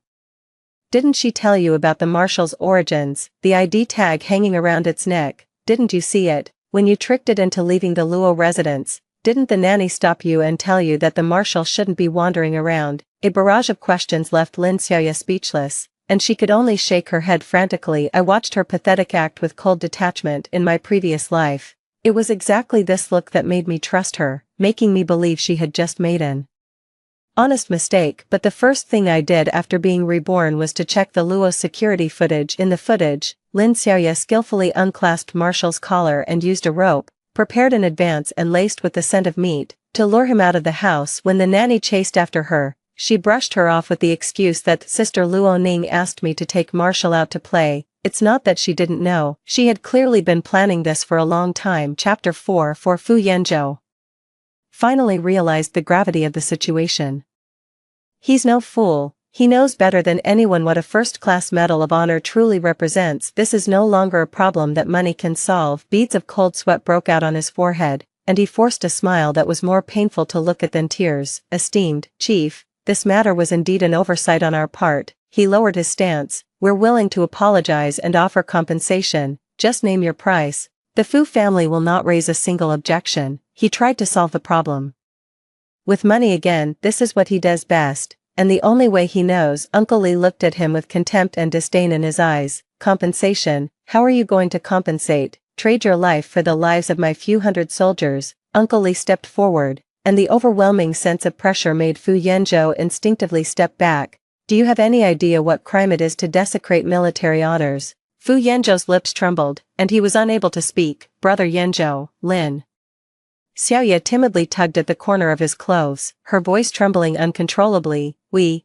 should call the police. Call the police. I almost burst out laughing. She probably thought it was just an ordinary civil dispute. Fu Yanzhou, as if clutching at a lifeline, immediately pulled out his phone. Uncle Li stared at him coldly, making no move to stop him. The call went through. Fu Yanzhou, as if finally finding someone to rely on, shouted into the phone, "Hello, I want to report a crime. Someone has broken into my home and is threatening me." He embellished the scene with exaggerated details, painting Uncle Li as a bully who threw his weight around. The operator on the other end of the line listened patiently. Finally, he simply asked, "Sir, may I ask where you are located?" Fu Yanzhou provided the address. There was a few seconds of silence on the other end of the line, then a voice spoke in a businesslike yet slightly odd tone. "Sir, we've noted your situation, however, your area has just been designated a temporary military control zone, and the local police system has no jurisdiction here." What? Fu Yanzhou's voice suddenly rose. A temporary military control zone?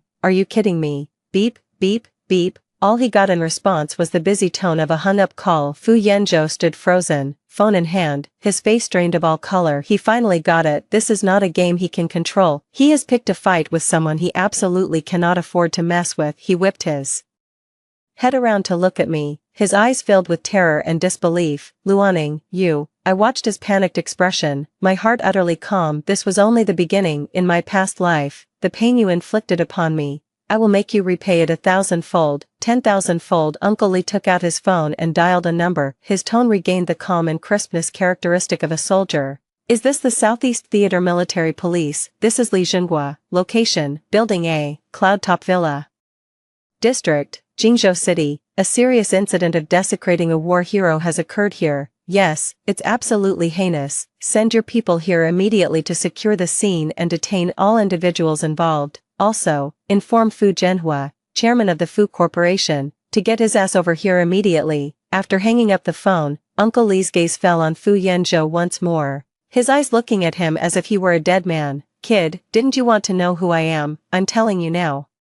Southeastern Theater Command, Li Zhenghua, Marshal. I personally handed those soldiers over to Luoning's father." Chapter 5 Fu Zhenhua, father of Fu Yanzhou and the helm of the Fu Corporation. He came sooner than I expected. In less than 20 minutes, a black Bentley came speeding up and screeched to a halt at the villa's entrance. The car door opened, and a well-preserved middle-aged man with an imposing presence strode in quickly. The moment he stepped through the door, he was met with the eerie standoff in the living room. Three men in crisp military uniforms, with fierce expressions, his son Fu Yanzhou and Lin Xiaoya, the poor student he had always looked down on, were cowering in the corner with ashen faces. And I, the future daughter-in-law he had always assumed he could manipulate at will, sat calmly on the sofa, watching coldly from the sidelines. Fu Zhenhua's brows furrowed tightly. "Yanzhou, what's going on?" His voice carried the authority of one long accustomed to power. Fu Yanzhou saw him and, as if spotting his savior, scrambled over frantically. Dad,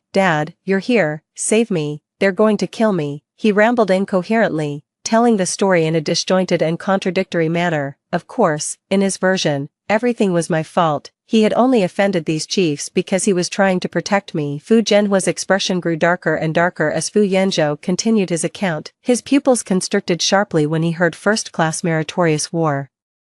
Dog and dog meat hot pot. Having navigated the business world for decades, he had weathered all kinds of storms, and his ability to sense danger was far beyond Fu Yanzhou's. He immediately grasped the seriousness of the matter. This is no longer a mere conflict of interests in the business world. If not handled properly, the Fu family will be utterly destroyed, you bastard. Fu Zhenhua suddenly slapped Fu Yanzhou hard across the face. A crisp sound echoed through the silent living room. Fu Yanzhou was stunned by the slap, covering his face as he stared at his father in disbelief. Dad, you hit me, I'll beat you to death, you arrogant fool. Furious and trembling all over, Fu Zhenhua pointed at Fu Yanzhou's nose and launched into a torrent of abuse. After scolding his son, he immediately put on a humble and respectful expression, quickly walked up to Uncle Li, and bowed deeply. Chief Li, my son is ignorant and has offended you. I apologize to you on his behalf. He adopted an extremely humble posture. Uncle Li let out a cold snort, not even glancing at him. Chairman Fu, you don't need to apologize to me. You should go and apologize to the marshal, and to the soldiers he saved. Fu Zhenhua's back bent even lower. Yes,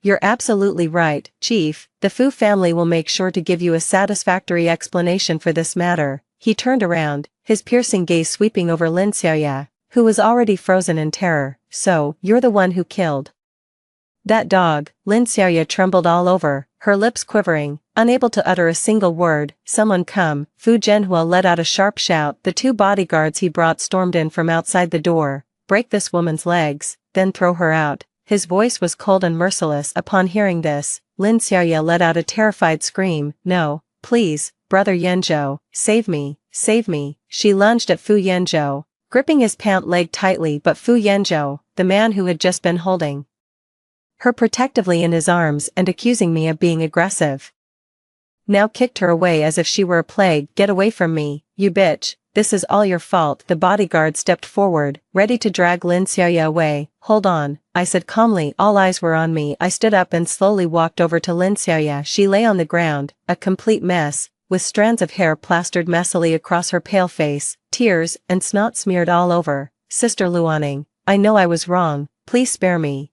I won't dare do it again. She kowtowed to me, again and again, and soon her forehead was red and swollen. I looked down at her from above. Breaking her legs is too good for her. My voice was soft, yet it sent a chill down the spine of everyone present. Doesn't she like to please men? Chairman Fu, I heard your company has a mining site in Africa with extremely harsh conditions, where women are scarce all year round. Is that true? Fu Zhenhua's eyes suddenly lit up. He understood me immediately. I get it now. He waved at the bodyguard. Get rid of her cleanly and ship her to Africa immediately. No, I don't want to go to Africa. I won't. Lin Xiaoya let out a blood-curdling scream, thrashing wildly on the ground, but it was all in vain. She was quickly dragged out, her screams growing fainter until they faded away completely. After dealing with Lin Xiaoya, Fu Zhenhua turned to look at me again, his eyes now carrying a hint more of awe and wariness. Miss Luo, are you satisfied with this arrangement? I did not answer because I knew this was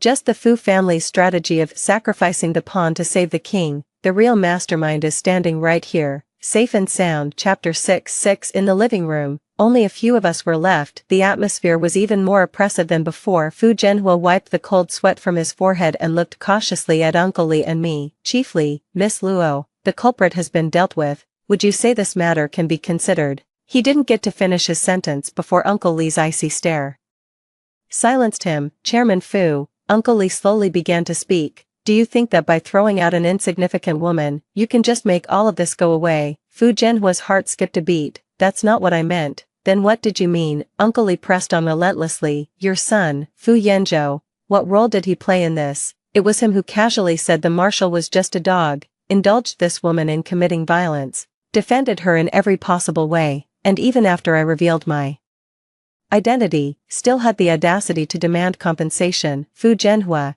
tell me the truth, is your son the mastermind? Fu Zhenhua's cold sweat poured down even more profusely. He opened his mouth to defend his son, but found that any words at this moment seemed utterly powerless. Fu Yanzhou had long collapsed to the ground in terror, his face ashen. He finally realized that the family background he prided himself on and the money that had always worked in his favor meant nothing in front of this man. Fu Zhenhua struggled to speak. Just then, the sound of synchronized footsteps came from outside the villa. The sound drew closer, carrying an undeniable authority. Soon, a squad of soldiers in military police uniforms appeared at the entrance. Leading the group was a stern-faced colonel. He walked up to Uncle Li and gave a crisp, standard military salute, reporting to the commander. The Southeast Theater military police have arrived as ordered to handle the situation, awaiting your orders.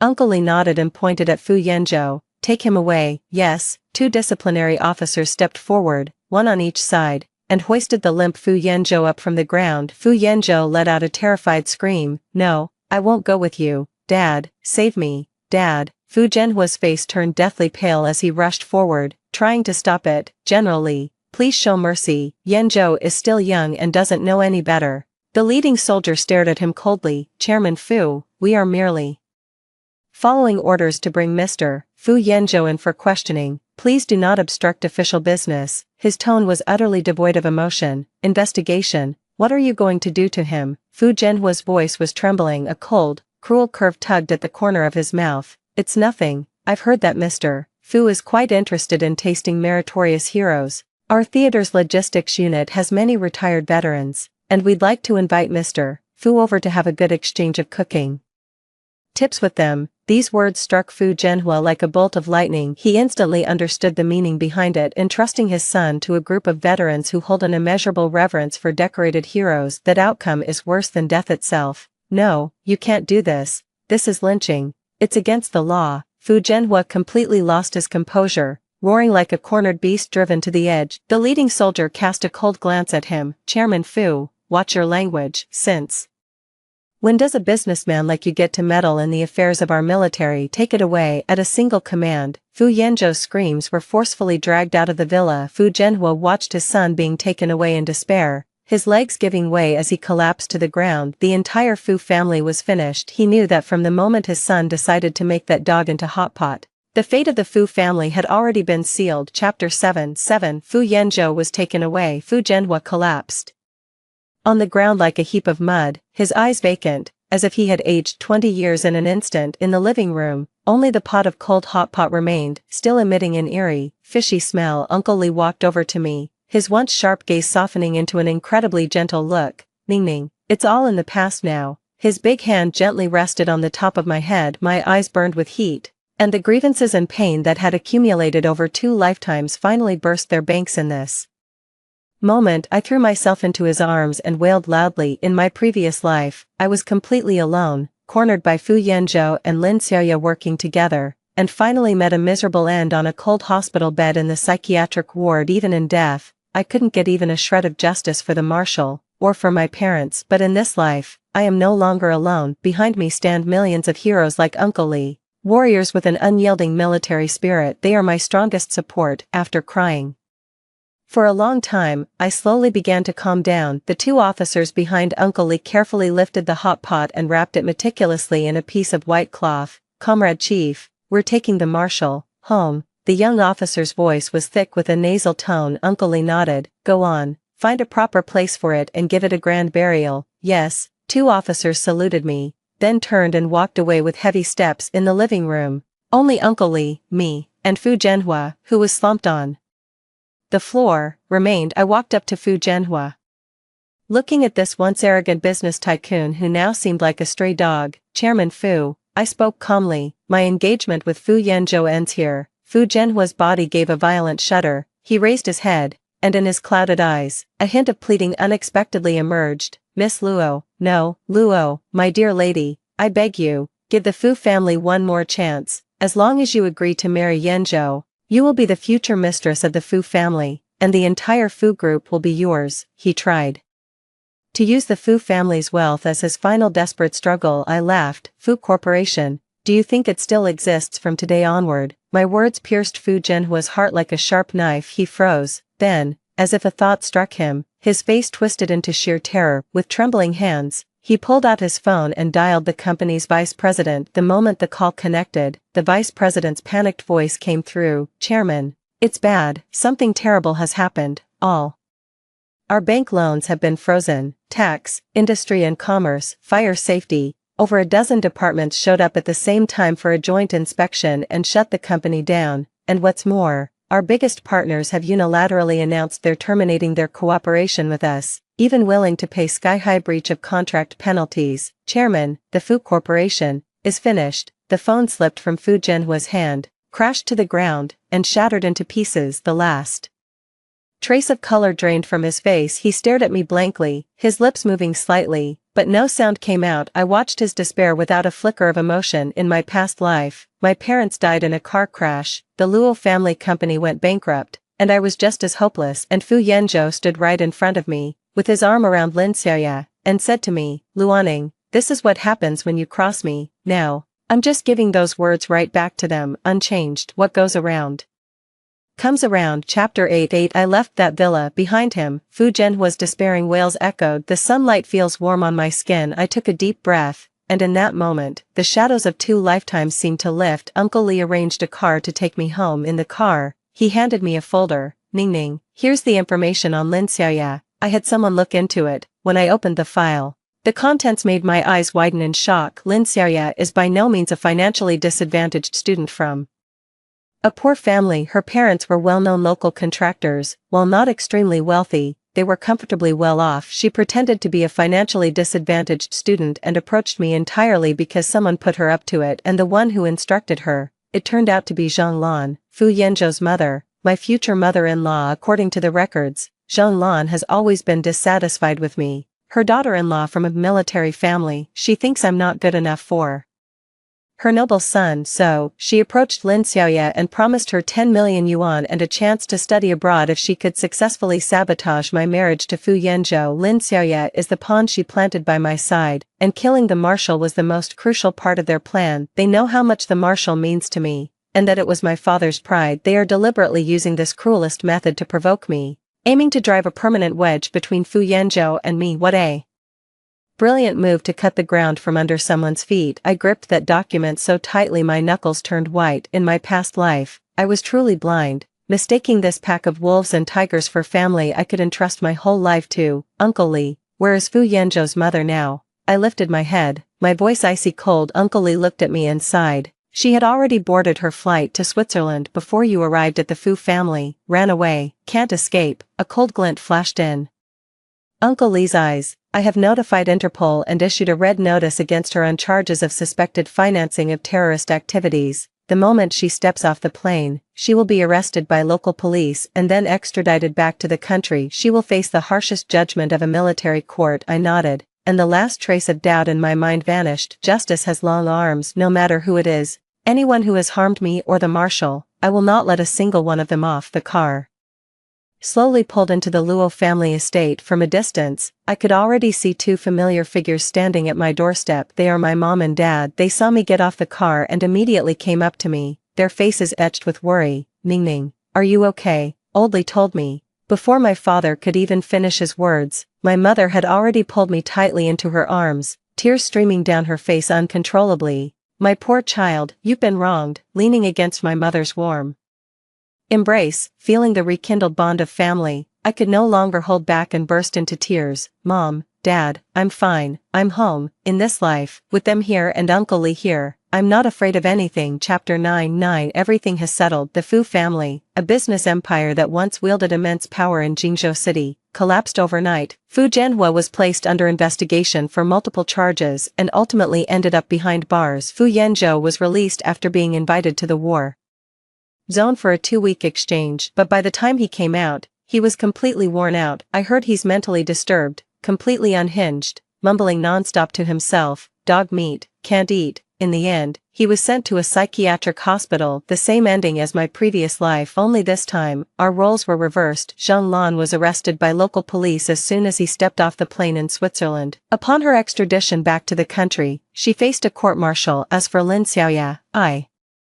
stopped keeping up with her news, but I knew what would become of a young woman alone in that lawless place called Africa. It would be a purgatory more terrifying than death itself. Everyone who had wronged the Marshal got exactly what they deserved. A week later, Uncle Lee took me to a martyrs' cemetery on the outskirts of the city. At the deepest part of the cemetery lies a special burial ground. Here lie the remains of military dogs of distinguished service. I saw the Marshal's tombstone. On the tombstone, there is a photo of it in a little military uniform, looking majestic and imposing. Below is engraved its name and achievements. The grave was covered in flowers. I gently laid the bouquet of white daisies in my hand before the tombstone. Marshal, I've come to see you. The villains have all been punished by me. You can rest in peace now. A gentle breeze rustled through the pines and cypresses in the cemetery, their whisper-like sound seeming to answer me. I could almost see it.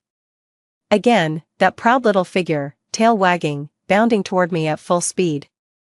I laughed, yet tears streamed down my face without warning. Uncle Lee stood behind me and gently patted my shoulder. Ning, don't be sad, look. He pointed to a spot not far away. A few-month-old German Shepherd puppy tilted its head and looked at me with curiosity. A brand new, small ID tag hung around its neck. Engraved on it are 2 characters, recruit. It is the descendant of a marshal, Uncle Lee said with a smile. From today on, it's yours to take care of. I looked at the little German Shepherd, its jet black eyes a perfect mirror of Marshall's. I slowly crouched down and reached out my hand toward it. It hesitated for a moment, then trotted over to me on its stubby legs, stumbling along the way. Finally, she threw herself into my arms, holding it in my arms, feeling its warm body and fluffy touch. The last trace of gloom in my heart completely melted away. Sunlight, filtering through the treetops, dappled across my body. It's all over now, and a new life has just begun. Story 2. Lu Ruyan posted her marriage certificate with her male best friend Jiboda on social media, captioning it, "Here's to the rest of our lives together, my dear Dada." I quietly took out the engagement ring I had been preparing for half a year and threw it into the trash. That night, I booked out the most expensive bar in the city to throw a bachelor party. Lu Ruyan called, screaming, "My dad's in the hospital. Get your ass over here right now to take care of him. Can't deal with you anymore. Go find your darling." I hung up immediately. She rushed at me like a madwoman. "It's just a fake marriage. Why are you so angry? Real or fake doesn't matter." I chuckled, swirling my glass. "What matters is, I'm done playing this game." Lu Ruyan's social media feed. 2 crimson certificates lay side by side, glaringly bright. Indiana. The photo, Lu Ruyan beamed with a radiant smile, her head tilted affectionately against Jiboda's shoulder. Caption, "Here's to the rest of our lives together, my darling Dada." Location, Maldives. Fang Yuan's heart clenched as if gripped by an icy hand. She stared at that glaring social media post for a solid 10 minutes. There was no furious roar, no hysterical questioning. He just calmly opened the desk drawer and took out that dark blue velvet box. Inside was a carefully chosen diamond ring. This ring had been sitting in his pocket for half a year. Countless times he'd mustered the courage, only to have it crushed again and again by Lu Ruyan's dismissive replies. "Not in the mood. Jiboda's feeling down today. I need to be with him. We'll talk another time." One now. It was completely useless. Then he pulled out his phone, dialed his best friendly Pongzi, and said in a voice utterly devoid of emotion, "Pongzi, Scarlet Bar, book the whole place. My treat tonight, celebrating my rebirth at Scarlet Bar." The massive booth area had been reserved and was piled high with all sorts of premium liquors. Fatty Lee and a few other buddies were gathered around Fang Yuan, their faces looking as if they'd seen a ghost. "Why Yuan, bro?" The flesh on Fatty Lee's chubby face trembled as he dug at his ear vigorously. "What did you just say? Reserved the whole place, a celebration? What the hell are we celebrating? Don't fucking scare me like that. Where's Lu Ruyan? Did you two have a fight?" Fang Yuan was famously known in their circle as Lu Ruyan's dedicated 247 boyfriend, the kind who'd humble himself to the dust. Fang Yuan leaned back into the plush sofa, a trace of a long-absent smile even appearing on his face. "Cheers to finally seeing the light. I've tossed that stone that wouldn't warm up no matter how long I held it. From today on, I, Fang Yuan, am single, free, and out of that living hell." "Holy shit," exclaimed a buddy nicknamed Monkey, nearly jumping out of his seat. "You're for real? You actually broke up with Goddess Lu? Did the sun rise from the west today? Truer than true gold." Fang Yuan let out a scornful laugh. "I've had enough of being a simp. Time to wake up and smell the coffee." Just then, Fang Yuan's phone started buzzing like crazy. Lu Ruyan's name flashed across the screen. The booth fell silent in an instant. "Fatty Lee, Monkey, and the others all held their breath, their eyes fixed squarely on Fang Yuan. Fang Yuan leisurely set down his glass, glanced at the screen, his eyes devoid of any past anxiety or eagerness to please. The vibration stopped. A few seconds later, it started ringing frantically again. Only then did Fang Yuan casually swipe to answer the call. Fang Yuan, Lu Ruyan's shrill voice immediately erupted in the booth,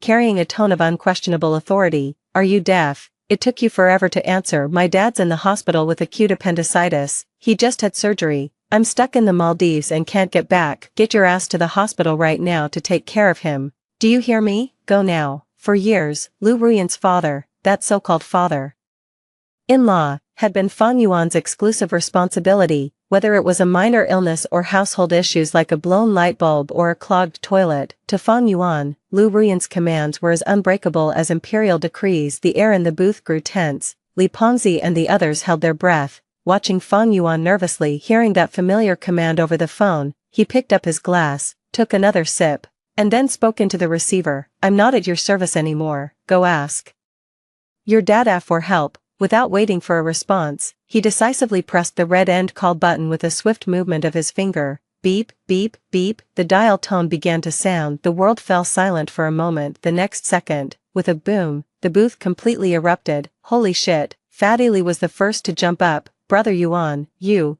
actually hung up on her, and told her to go find G Boda. Unfucking believable. That's absolutely insane. Oh my god, am I drunk or hearing things? Monkey rubbed his eyes hard. Is this really the same Brother Yuan I know? Fuck yeah, so damn satisfying. Brother Yuan, from today on, you're my idol, a real man. That's exactly how you handle it. To hell with that Lu Ruyan and her bullshit male best friend. Fang Yuan ignored his buddy's wild whooping and hollering, leaning back into the sofa. An unprecedented sense of exhilaration shot from the soles of his feet straight to the crown of his head. Freedom, goddamn, this feels amazing. Over the next 3 days, Fang Yuan transformed his meticulously planned vacation, originally intended for proposing to Lu Ruyan, into a spontaneous solo road trip with no destination in mind. He floored the accelerator and raced along the coastline. The messages from Lu Ruyan on his phone evolved from initial furious demands. Fang Yuan, are you looking for a death wish? How dare you hang up on me? Get back here right now and explain yourself. To later panicked, blustering texts like, what's your problem? Playing the disappearing act. Call me back immediately. In the final few days, they devolved into a string of comma and where the hell are you? Fang Yuan couldn't even be bothered to read them. He opened his WeChat moments, which were filled with posts bearing Lu Ruyan's mark. Delete, delete, delete. His fingers flew across the screen, and with each deletion, the heavy shackles around his heart seemed to loosen a little. When the last post about Lu Ruyan vanished, his social media feed was left completely empty. All cleared. The massive boulder that had been crushing him, making it hard to breathe, seemed to crash to the ground at last. He stopped the car, pushed the door open, and walked to the edge of the cliff. Fang Yuan raised his phone, framing the majestic and boundless horizon where sea meets sky. He opened his social media feed, uploaded the photo, and captioned it with just 4 simple words: reset, begin. 3 days later, at dusk, Fang Yuan drove his car back into the underground garage of the residential complex. Just as he reached the door of his marital home, his footsteps abruptly halted. There was someone sitting on the doormat. Lu Ruyan. She was wearing an expensive resort-style maxi dress with a carry-on suitcase at her feet, clearly having just rushed back from the Maldives. The moment she spotted Fang Yuan, she shot to her feet. Fang Yuan, so you finally decided to show up.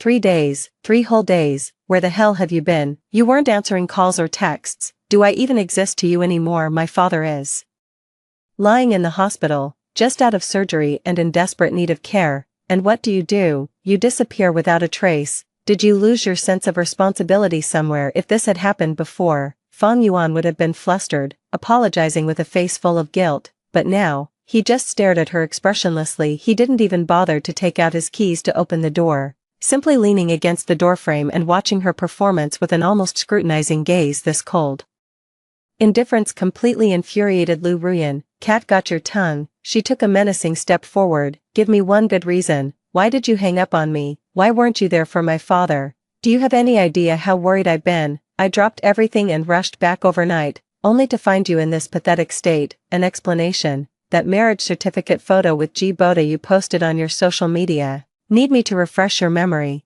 The words hit Lu Ruyan like a bucket of ice water, dousing the flames of her rage.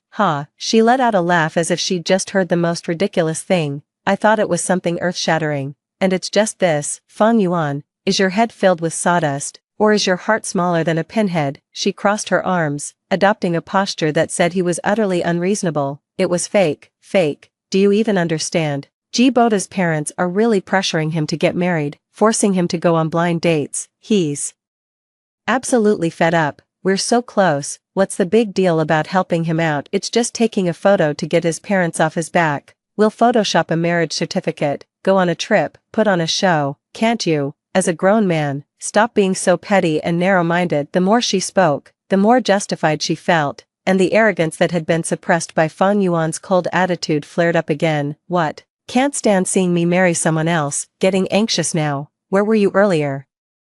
Now you're feeling the pressure. She slightly lifted her chin, waiting to see the flustered, jealous expression she expected appear on Fan Yuan's face. According to her script, Fan Yuan should have immediately apologized to her, admitted to being petty, and then treated her twice as well to make up for his 3-day disappearance. However, all she got in return was Fan Yuan's even deeper silence. Fan Yuan quietly listened to her self-righteous explanation, then suddenly let out a low chuckle. Lu Ruyan was unnerved by his laughter and snapped in anger. What are you laughing at? You're insane. Fan Yuan stopped laughing, raised his eyes, and looked at Lu Ruyan. True or false? He repeated. Lu Ruyan, does that even matter? The smugness and anticipation on Lu Ruyan's face instantly froze. She opened her mouth, only to find herself unable to utter a single sound. What matters is, Fan Yuan straightened up from leaning against the doorframe, pulled out his keys without so much as another glance at Lu Ruyan. I'm out of here. Click. 2. The key turned in the lock, and the door opened. Fan Yuan pushed the door open and stepped inside, already reaching back to close it. Fan Yuan, what do you mean by that? Stop right there. Lu Ruyan finally snapped out of her shock, shrieking as she lunged forward to block the door. The heavy solid wood door slammed shut right before her eyes, mercilessly sealing off the two worlds completely. After a few seconds of dead silence, the fury of being utterly humiliated and ignored surged through her. Like an enraged lioness, she mustered all her strength and delivered a powerful kick to the heavy solid wood door. Fan Yuan, you bastard, son of a bitch, get out here, explain yourself. What do you mean you're done? Who said you could quit? Open this door, open it right now, she screamed hysterically, pounding the door with her fists in a frenzy. Who do you think you are? How dare you give me that attitude? Without me, Lu Ruyan, you, Fan Yuan, are nothing. Have you forgotten who it was that? From inside, there was no response. Fan Yuan leaned against the cold door panel, shutting out the piercing noise from outside. Finally, it's completely over. In the days that followed, Fan Yuan threw himself entirely into his work. That afternoon, Manager Chen walked into Fan Yuan's private office once again, holding a document. He placed the file on Fan Yuan's desk, adjusted his gold-rimmed glasses, and spoke with a tone of resignation and finality. Fan Yuan, the headquarters has just launched the Stellar Horizon project. It's a 5-year initiative with significant upfront investment, but if successful, it will create a unique global technological barrier. The bonus pool is this size. He made an exaggerated gesture. The location is in the heart of Silicon Valley. I know what your concerns were before, but has the situation changed now? This opportunity, if missed, is truly gone. The team needs your core algorithm expertise. Over the past few years, whenever Manager Chen brought up similar projects, Fan Yuan would immediately shake his head, always with the same excuse. Thank you for your confidence in me, manager, but Ruyan, she doesn't like long-distance arrangements, and with all her family matters, she really needs someone around. Each time, Manager Chen could only sigh and let the matter drop. This time, Fan Yuan's gaze shifted from the computer screen. Without a second thought, without even a hint of hesitation, he picked up the pen on his desk and moved to sign the project lead designation.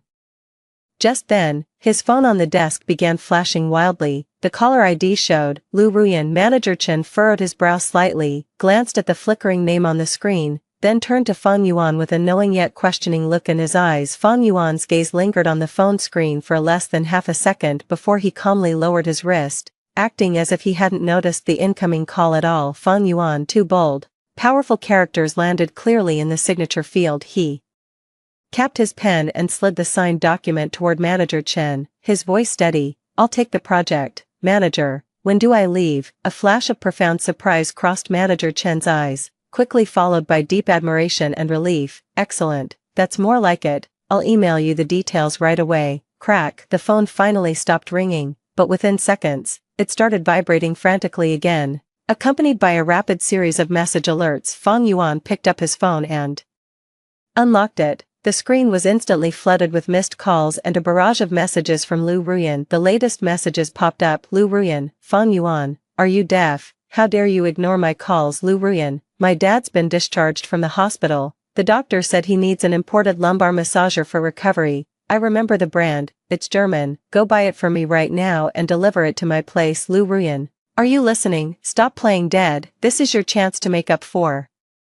your mistakes. I haven't even settled the score with you for what happened last time. The commanding tone was as presumptuous as ever. Fang Yuan stared blankly at the words, then opened the input box and began typing rapidly. Fang Yuan, no time, working. The reply came almost instantly. Lu Ruyan, work, what lousy job could be more important than me? Fang Yuan, have you lost your mind? What matters more, your project or me? Get your priorities straight. Do you even still want to get married? Seeing this classic soul-searching question, Fang Yuan gave a wry smile. Over the past few years, whenever Lu Ruyan pulled out this ultimate trump card, he would immediately surrender, but this time, he calmly typed a few words. Fang Yuan, then let's not get married. Message sent successfully. He could almost see Lu Ruyan's face contort with rage through the screen, not even bothering to wait for a reply. He tapped his finger and dragged her name into the Do Not Disturb list. The peace was short-lived.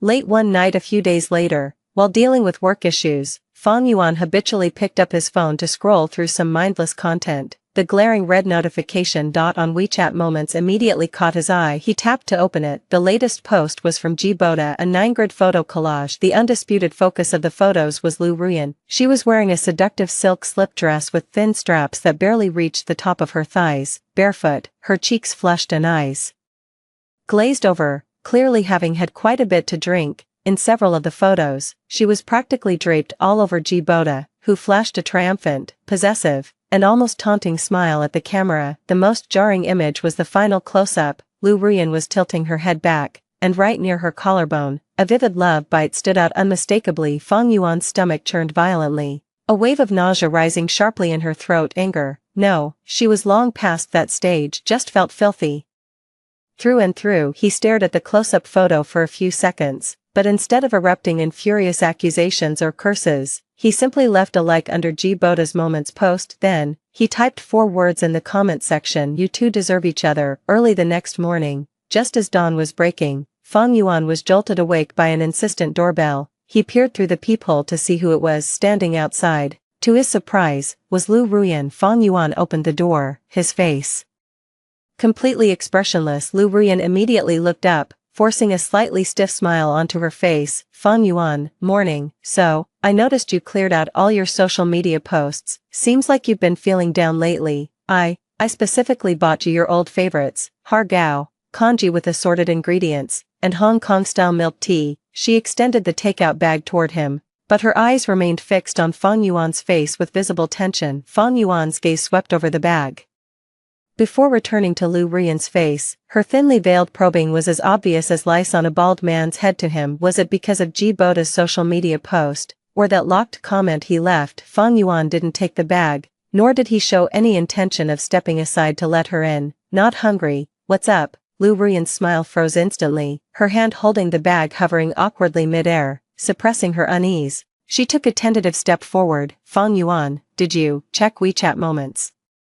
last night? Her cautious questioning drew a cold, inward sneer from Fang Yuan. The corner of his mouth twitched as he replied in an utterly flat tone, I saw it, but I don't mind. With that, he gave Lu Ruyan no chance to respond. The door clicked shut again with finality. No, you don't mind, she murmured, repeating those 3 words as the last traces of forced obedience and fawning vanished from her face in an instant. He doesn't mind. Did he really not see that hickey, or did he see it and just not care at all? Yes, that must be it. He's still angry with me about last time and putting on this cold act deliberately. As long as he isn't upset about the Ji Boda situation, this should be manageable. Lu Ruyan let out a long, heavy sigh, her tense shoulders instantly slumped, and a trace of relief and even smugness reappeared on her face. She didn't even glance back at the closed door. As if the cautious version of herself delivering breakfast moments ago had been an illusion, she turned briskly and began tapping lightly on her phone screen. Lu Ruyan, voice message dada, it's all good, I was so scared, thought he'd go crazy when he saw your moments, turns out he doesn't even care, haha, I knew he wouldn't dare actually confront me. Had such a great time drinking at your place last night, round 2 tonight, same spot, open that bottle I left there. The launch of this Stellar Ocean project was like igniting a high-speed precision machine in an instant. Manager Chen looked at the renewed work drive in Fang Yuan's eyes, feeling both relieved and concerned. Fang Yuan, I know you're driven, but health is the foundation of everything. Is everything really alright with your family? It's fine. Fang Yuan didn't even look up. Energy is limited. From now on, I'll only focus on what truly matters. Manager Chen nodded and said nothing more. Fang Yuan moved out of the marital home that held too many painful memories and checked into a luxury hotel suite near his company. He promptly contacted the city's most reputable real estate agency.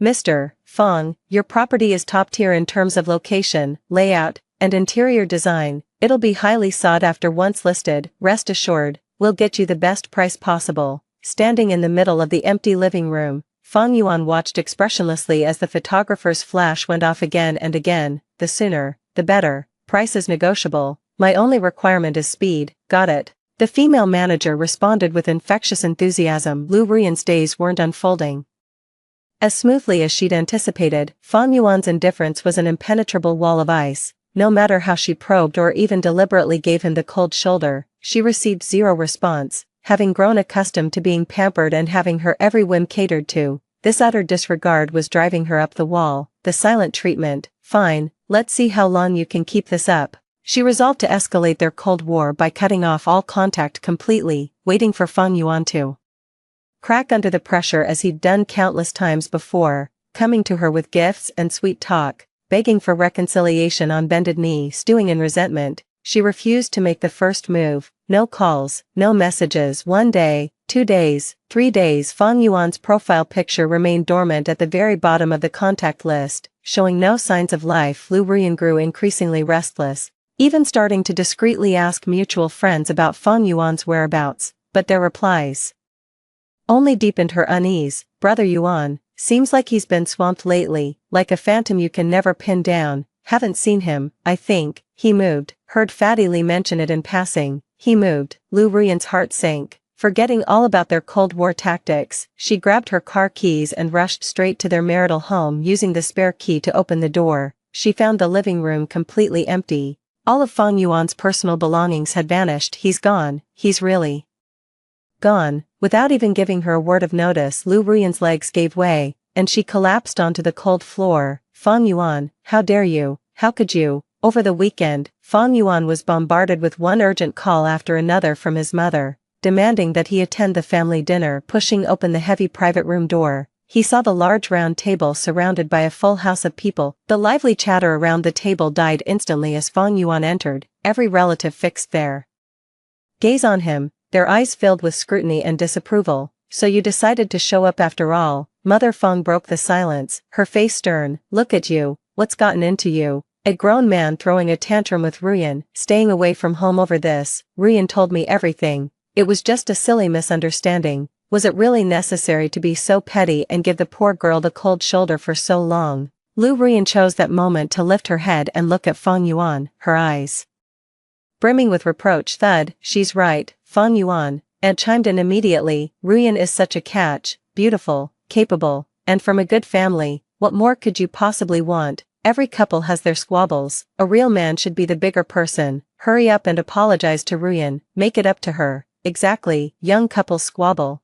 but they make up by bedtime. Uncle chimed in with a chuckle. A chorus of admonishments and accusations swirled around him like invisible ropes tightening from all directions. Fang Yuan wordlessly took the only vacant seat, his face an unreadable mask. Seeing him so stubbornly unresponsive, Mother Fang's temper flared hotter. Are you even listening to me? Apologize to Ruyan this instant. Bang. Also, I heard from Ruyan that you're being transferred for work, going abroad, for 5 or 6 years. How could you make such a big decision without discussing it with the family? Did you even talk to Ruyan? This is unacceptable. How would a long distance Relationship even work? What about Ruyan? You are not going on this project. Cancel it. Upon hearing the words, going abroad, Lu Ruyan snapped her head toward Fang Yuan, her eyes wide with shock. Forgetting her feigned distress, her voice instantly sharpened. Fang Yuan, you're going abroad, for 5 or 6 years. Why didn't you tell me about something this important? I don't agree. Cancel it right now. Do you expect me to just wait around like a widow? A long-distance relationship is impossible.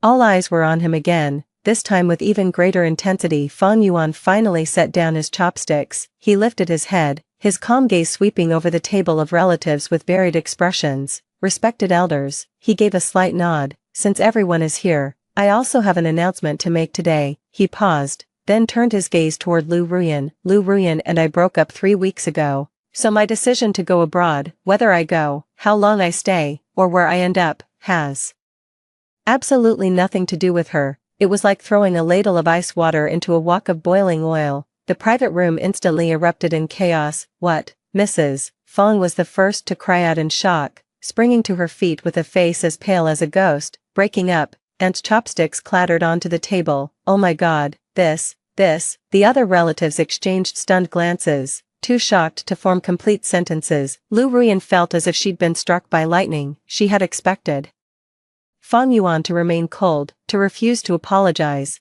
but she never imagined he would actually dare, to announce their breakup in such a setting. You're lying, Fang Yuan, you bastard, who said we're breaking up? I don't accept this. I refuse to break up. How dare you make this decision unilaterally? Did you even consult me? I don't need your approval. Fang Yuan's voice remained calm. This is my decision, I'm just informing you. He ignored his mother's furious shouts mingled with shock, disregarded his relatives' incredulous attempts to dissuade him, and calmly picked up his jacket from the chair back before rising to his feet. Got a tight deadline on the project. I'll head out first. Please enjoy the rest of your meal. Without another glance at anyone, he turned, pushed open the heavy private room door, and strode out. The elevator door slid shut, cutting off the chaos erupting in the private room behind him and Lu Ruyan's piercing wails. The elevator reached the underground garage. The moment the doors parted a crack, Lu Ruyan frantically squeezed inside. She clutched Fang Yuan's arm in a death grip, her voice hoarse from extreme agitation and panic. Why, Fang Yuan, just tell me why.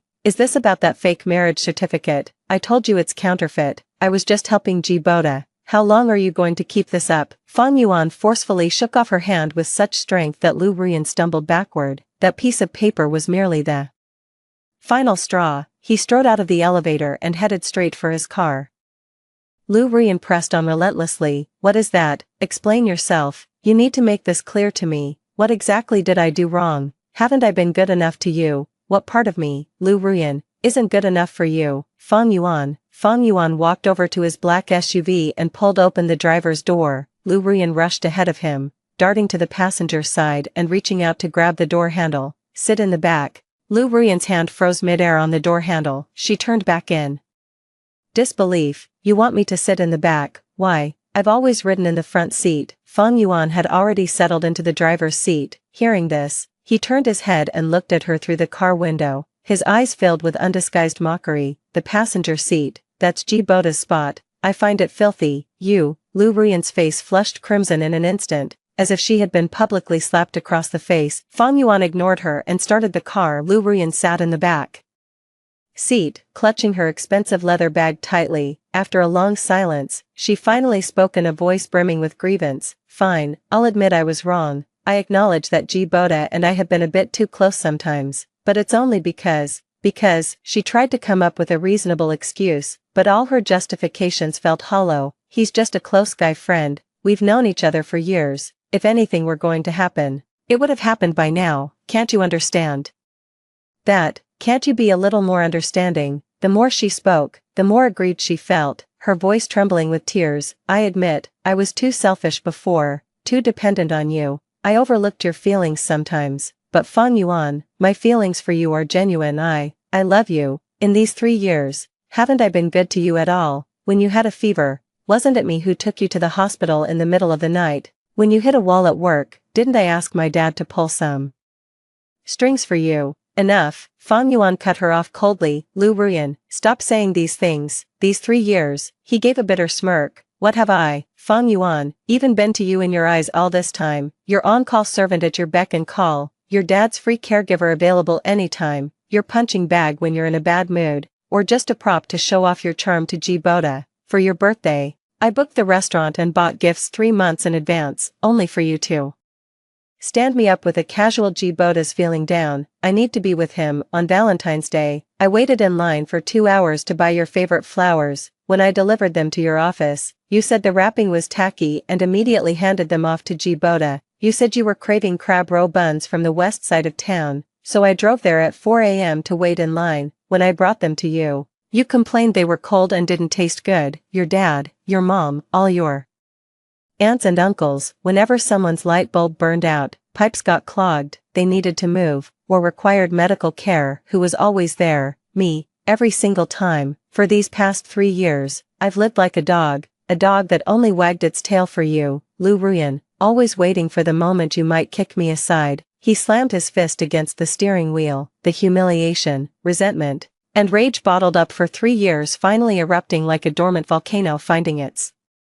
vent. Now you talk to me about love, about what's good. Fang Yuan turned his head, his bloodshot eyes fixed fiercely on Lu Ruyan's pale face in the rearview mirror. Lu Ruyan, your love is so damn cheap, I can't afford it. The car fell into a dead silence, broken only by his heavy panting and Lu Ruyan's stifled sobs. The car finally came to a stop beneath Lu Ruyan's apartment building. Fang Yuan unbuckled his seatbelt with no intention of getting out, his unspoken message crystal clear: get out. Lu Ruyan remained motionless in the back seat. After a long silence, she finally spoke in an almost pleading whisper. Fang Yuan, I know I was wrong, I really do. I'll change, okay? I'll never meet Boda alone again. I'll delete his WeChat, block him, cut off all contact. Please, don't leave me. Fang Yuan didn't turn around, but coldly spat out 2 words, get out. Lu Ruyan suddenly lifted her head, her tear-filled eyes fixed on the back of his cold head. A sense of utter abandonment sent her into a panic, robbing her of all reason. She abruptly pushed the car door open and rushed toward a nearby 24-hour convenience store. A few minutes later, she emerged. In her hand, she was clearly holding several cans of beer. She walked straight to the front of the apartment building, pulled open a can, and started chugging it down. Gulp, gulp.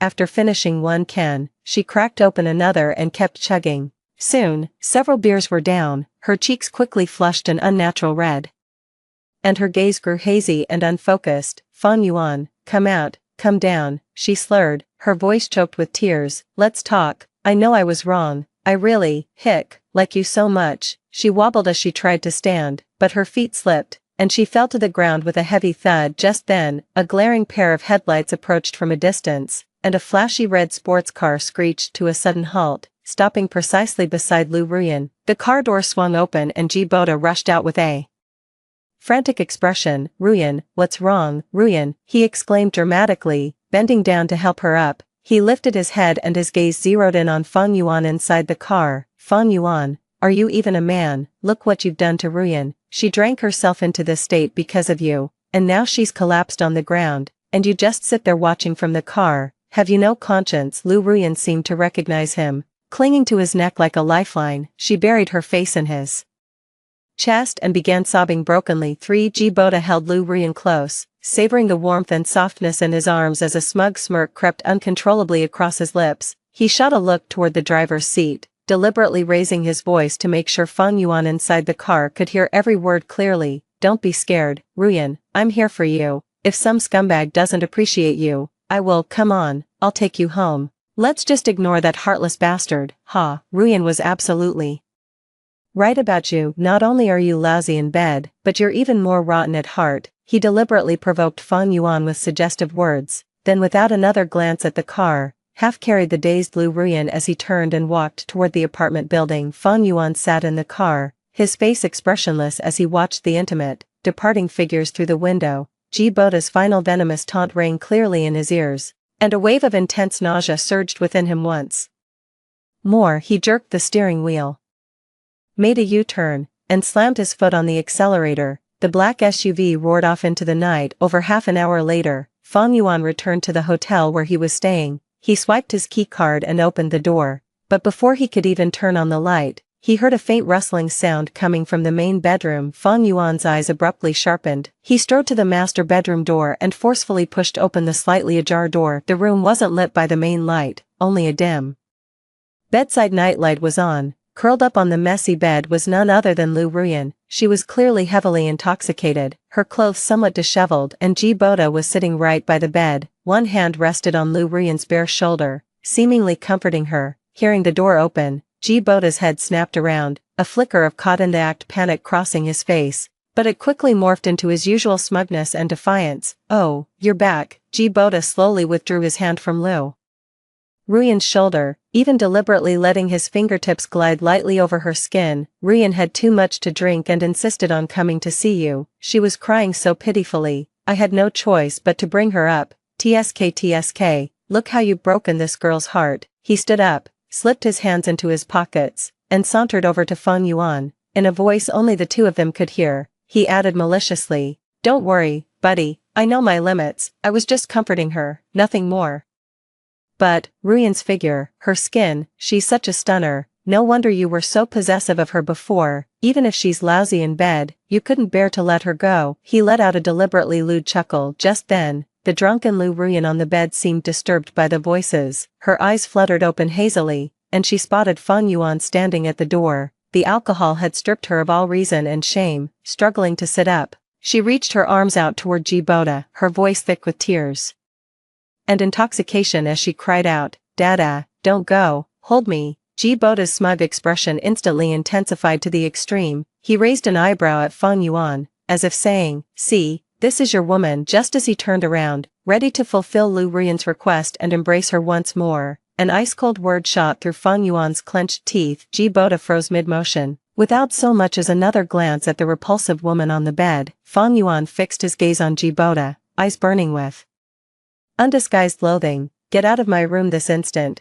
and take your trash with you, while I'm still asking nicely." The smug look on Ji Boda's face instantly froze. He knew Fang Yuan was genuinely enraged. His past provocations had relied on Fang Yuan's infatuation and subservience toward Lu Ruyan, counting on him to swallow his pride for her sake. But now, as Ji Boda stared into Fang Yuan's utterly calm eyes, he had no doubt that if he dared utter another word or stay a second longer, this man would truly throw him out of the story-high window. You, Ji Boda stammered weakly, his bluster evaporating under Fang Yuan's icy glare. Pale-faced and speechless, he abandoned all pretense and scrambled out of the room, not even sparing a glance for Lu Ruyan on the bed. The room was now left with only the drunken Lu Ruyan and Fang Yuan, who radiated a chilling aura. Lu Ruyan seemed startled by the sound of the door closing. She looked blankly at the doorway, then at Fang Yuan, standing by the bed, pouted in grievance, and reached out toward him. "Dada, don't go." Fang Yuan's gaze turned completely icy. He ignored Lu Ruyan's outstretched hand, not even sparing her another glance. He walked to the door and slammed shut the one that Ji Boda had forgotten to close with all his might. Bang! The deafening crash made the walls shudder, jolting the intoxicated Lu Ruyan completely awake. Fang Yuan strode directly to the bedside and leaned down, meeting Lu Ruyan's dazed yet faintly hopeful gaze. Yet he made no move to embrace her. He simply reached out, grabbed a corner of the expensive silk quilt beneath her, and yanked it violently. The sheer force sent the unsuspecting Lu Ruyan tumbling right off the bed. "Ah!" Lu Ruyan cried out in shock, landing hard on the cold, unyielding floor. The impact instantly sobered her up. Fang Yuan didn't even glance at the disheveled woman on the floor. He briskly bundled up the quilt and the pillow she had just been lying on, scooped them up as if handling filthy trash, and strode purposefully toward the door. He pulled the door open and hurled the entire bundle of bedding out onto the hallway carpet. Then, he slammed the door shut again with a loud bang. This time, he smoothly and decisively turned the deadbolt with a flick of his wrist. Fang Yuan leaned back against the cold door and slowly slid down to the floor. Outside,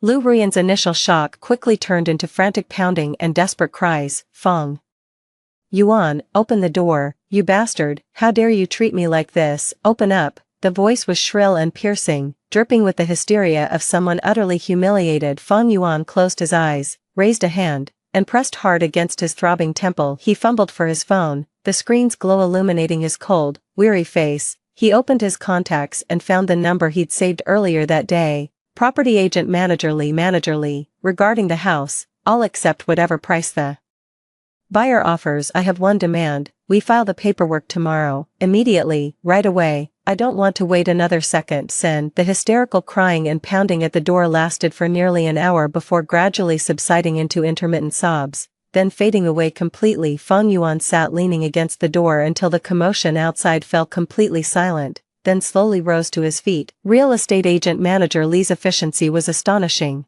Early the next morning, Fang Yuan's phone started buzzing incessantly. Just as I thought. Manager Li, voice message. Mr. Fang, great news. Absolutely fantastic news about your property. Last night, a cash buyer took an immediate liking to it. They're offering slightly above our asking price. The buyer is in a hurry and wants to complete the paperwork and transfer this morning. What do you think? Is that possible? In a hurry? He could almost picture it. After Lu Ruyan's humiliating departure last night, how she must have frantically called Ji Boda or her equally snobbish friends, sobbing about being homeless and thrown out by that scumbag. This all-cash buyer is almost certainly Lu Ruyan or someone behind her, desperately trying to snatch the property before him, all for the sake of their pathetic pride and so-called idea of home. Good, saves us the trouble. Might as well take the sucker's money. It'd be a shame not to. Fine, send me the time and location. At 10 a.m., the lobby of the Municipal Real Estate Transaction Center. The hall buzzed with a cacophony of voices. Fang Yuan wore simple black casual attire, while Manager Li stood beside him, face fixed in a professional smile. Thud. Mr. Fang, the buyer will be here shortly. They said they're stuck in traffic. Fang Yuan grunted an acknowledgement without even lifting his eyelids. Another 10 minutes passed before a commotion erupted at the entrance. The sharp, rapid click of high heels against the marble floor grew louder, carrying with it an unmistakable undercurrent of suppressed fury and panic. Lu Ruyan had arrived. She was clearly dressed to impress today, attempting to mask last night's humiliation and the weariness in her eyes with an imposing aura. A stranger in a sharp suit, carrying a briefcase, followed close behind, likely a lawyer or agent she'd hastily brought along. Her gaze instantly zeroed in on Fang Yuan in the corner. That look was filled with venom, humiliation, and a flicker of panic. A dread of losing everything that she herself refused to acknowledge. Her stiletto heels clicked furiously as she stormed up to Fang Yuan. Fang Yuan, what do you think you're doing? Selling the house? Who gave you permission? That's our wedding home, our sanctuary. Manager Li quickly rose to his feet, attempting to defuse the situation. Miss Lu, you're here. This is the buyer's representative. Sanctuary. Fang Yuan finally set down his phone, lifting his gaze to meet Lu Ruyan's fiery glare with unsettling calm. Your memory seems rather selective, Miss Lu. I made it perfectly clear yesterday that we're through. We've broken up. What else are you talking about? What home? Lu Ruyan's face flushed crimson instantly, pointing at Fang Yuan with a trembling finger. She stammered, You're shameless. My family paid for most of the renovation. I picked out all the furniture. What right do you have to sell it? Oh. Fang Yuan raised an eyebrow and leisurely pulled a document from his briefcase. Whose name is on the purchase contract and property deed? Shall I read it out for you? As for the renovation and furniture, Miss Lu, need I remind you how much money you and your family have leached from me over the past 3 years? Should I itemize the bills to show how many sets of furniture that money could have bought? Lu Ruyan was left speechless by his retort, her face flushing red then paling before turning ashen. Her so-called investment was merely money she'd extracted from Fang Yuan by exploiting his simp mentality with various excuses, funds that had now come full circle to be spent on the property. You're twisting words and logic. I won't allow you to sell it. I have a stake in this house. I'm staying. I refuse to move out. Suit yourself. Fang Yuan shrugged indifferently. You're welcome to keep living here, but once the new owner gets the keys, whether they call the police for trespassing or hire someone to toss you and your belongings out, that's beyond my control. Lu Ruyan trembled with rage. Her lawyer gently pulled her arm and whispered, Ms. Lu, the property rights are clear. We have no legal grounds to block the sale. Our priority should be completing the transfer and securing the funds. Lu Ruyan bit her lower lip until it hurt, staring at Fang Yuan's icy expression. She knew, with chilling certainty, that this man had truly and completely cast her aside. For the house was just the beginning. Let's get the paperwork done. She hissed through clenched teeth, refusing to look at him another second. She spun around, her back to him, shoulders trembling uncontrollably. The subsequent transfer process moved forward as if someone had hit the fast-forward button. After signing the final document, Fang Yuan stood up and casually stuffed his copy into the file folder, managerly, "You'll handle all the remaining property transfer procedures," he instructed the deferential agent beside him. Then, with long strides, he walked out of the bustling transaction hall without looking back. Time flew by as preparations for the Starseed project intensified. Everything was progressing efficiently. Fang Yuan moved to a hotel near the airport, completely severing all physical ties to his past. On the evening before his departure, Fang Yuan unexpectedly received a call. The name flashing on the screen made him frown slightly. Lu Ruyan. Since the day they sold the house, Lu Ruyan had vanished without a trace, cutting off all contact. What could she possibly want by calling him now? He was tempted to hang up immediately. But after hesitating for a moment with his finger hovering over the screen, he swiped to answer. The call connected, but there was silence on the other end for several seconds. All he could hear was suppressed, slightly ragged breathing. "Fang Yuan, you're leaving tomorrow, aren't you?" Fang Yuan responded. "Can we meet up?" Lu Ruyan's voice was thick with nasal congestion, as if she'd been crying. At that barbecue place we used to go to. I made a reservation. Let's call it a farewell dinner. Can we part on good terms?" "Part on good terms," Fang Yuan sneered inwardly. Hearing those words from her was the absolute height of irony, but it didn't matter anymore. "One last time, let this be the final punctuation mark on this sordid relationship. Send me the address." Fang Yuan hung up without another word. That Korean barbecue joint in the old town held countless bittersweet memories of Fang Yuan's humiliating happiness. When Fang Yuan pushed open the familiar glass door, Lu Ruyan was already seated at their usual spot by the window. Lu Ruyan had clearly put considerable effort into her appearance today. When she saw Fang Yuan enter, she immediately looked up, forcing a gentle smile onto her face. "You're here," she said softly, with deliberate tenderness. "Have a seat, the meat is already grilling. It's all our old favorites." Fang Yuan ignored her outstretched hand, pulled out a chair, and sat down, his eyes coldly scanning the lavish spread on the table. "Get to the point," Fang Yuan said bluntly, his voice devoid of any warmth. Lu Ruyan's outstretched hand froze mid-air, her smile stiffening for a moment. She awkwardly withdrew her hand, settled back into her seat,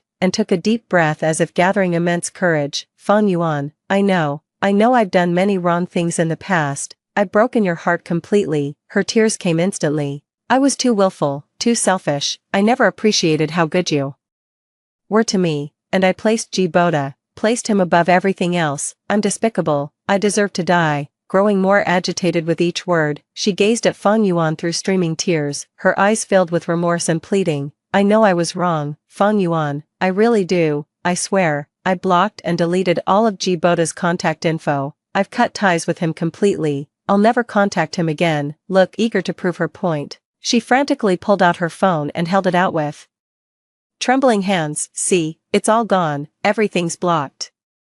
I've really changed. Just give me one more chance, please, just one. Please don't go somewhere so far away. Can we start over? This time, let me be the one to treat you right. Let me be the one to comfort you. Let me be the one to take care of you. I'm begging you, Fang Yuan, I can't live without you. I really, truly love you." Tears streamed down her face like pear blossoms in the rain, her shoulders trembling with each sob. Looking utterly pitiful and heartbroken. If it were 3 years ago, no, even 3 months ago, Fang Yuan, seeing the woman he loved crying like this, would have been shattered to pieces. He would have rushed over without a second thought, held her tight, and said, "I forgive you 10,000 times." But now, Fang Yuan just watched her performance with an expressionless face. These words, these tears, they had come too late, so late that he had almost lost interest in watching the show. Finished. Only after Lu Ruyan's sobs had subsided slightly did Fang Yuan speak in a detached tone. Lu Ruyan lifted her tear-filled eyes, looking at him with hope,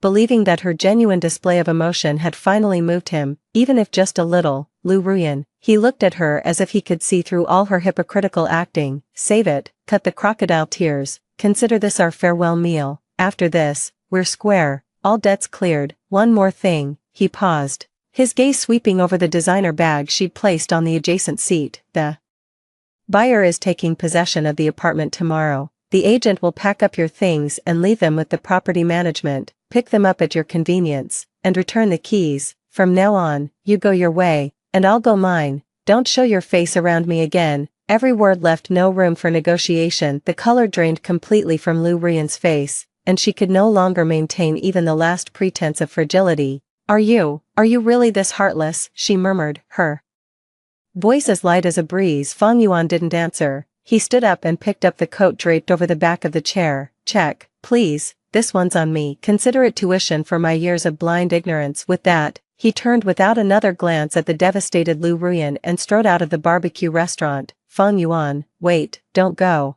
Behind him came Lu Ruyan's desperate sobs and the frantic clatter of high heels chasing after him. Fang Yuan ignored her completely and strode straight toward his car parked by the roadside. "Fang Yuan, stop right there." Lu Ruyan finally caught up, grabbing his arm in a death grip. Why do you have to be so heartless? I'm begging you like this. I've admitted I was wrong. I've changed," she cried hysterically. "Does all the time we've spent together mean nothing to you? Don't you feel even a little bit of attachment?" Fang Yuan forcefully shook off her hand. "Feelings, Lu Ruyan. Did we ever have real feelings between us? That was nothing but you selfishly enjoying my devotion while I fooled myself with pathetic self-delusion. No, that's not true. I love you. I really do love you." Lu Ruyan acted as if she had grabbed her last lifeline. With trembling hands, she frantically pulled out a deep blue velvet box from her expensive handbag. The box was unmistakably identical to the one Fang Yuan had used when he discarded the ring. "Fang Yuan, look. A ring. I bought it. I'm proposing to you. I want to marry you. Let's get married." "Okay, we'll go get our marriage license right now. Tomorrow. I don't care about going abroad anymore. Wherever you go, I'll follow. I'll have your children. We'll build a wonderful life together, I promise. From now on, I'll listen to everything you say. I'll love only you. Please, don't leave me. Marry me, will you?" She was sobbing incoherently, tears and mucus streaming down her face as she held up the ring. Her posture was utterly pathetic, sinking to the lowest depths of humiliation.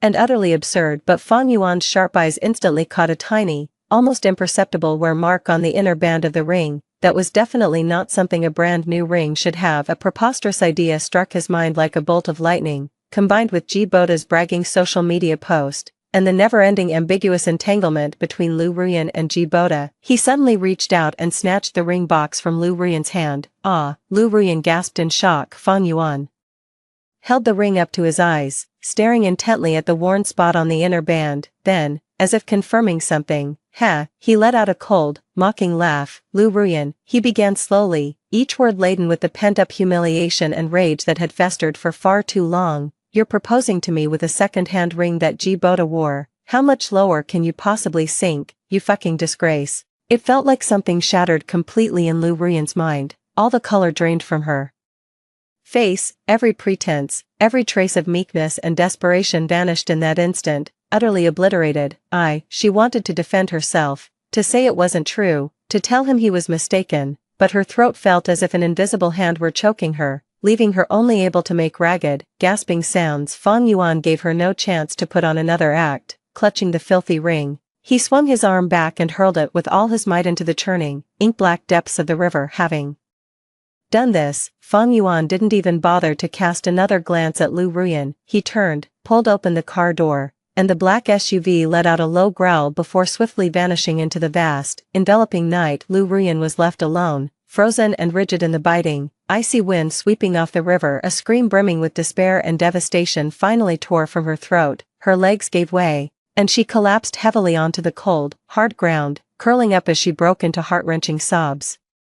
Late at night, in that apartment which once symbolized their love nest, now left only with a chilling emptiness, Lu Ruyan sat slumped on the icy floor, surrounded by over a dozen empty liquor bottles. Her eyes were swollen like peaches, tear stains crisscrossing her face. "Liar, all liars, bastards, sons of bitches." Her gaze was unfocused as she muttered curses under her breath, one moment cursing Fang Yuan, the next Ji Boda, and then turning the blame on herself. Boom, ugh, a wave of intense nausea surged up her throat. She curled up in agony, retching violently but unable to bring anything up. HNGH, it hurts, clutching her stomach. Her body convulsed from the excruciating pain. She wanted to call for help, to reach for her phone, but the agony made even breathing difficult. Her phone clattered to the floor just out of reach. Her vision began to blur as darkness closed in from all sides, swallowing her bit by bit. In the final second before consciousness slipped away, she seemed to glimpse the faint, lingering pattern on the ceiling,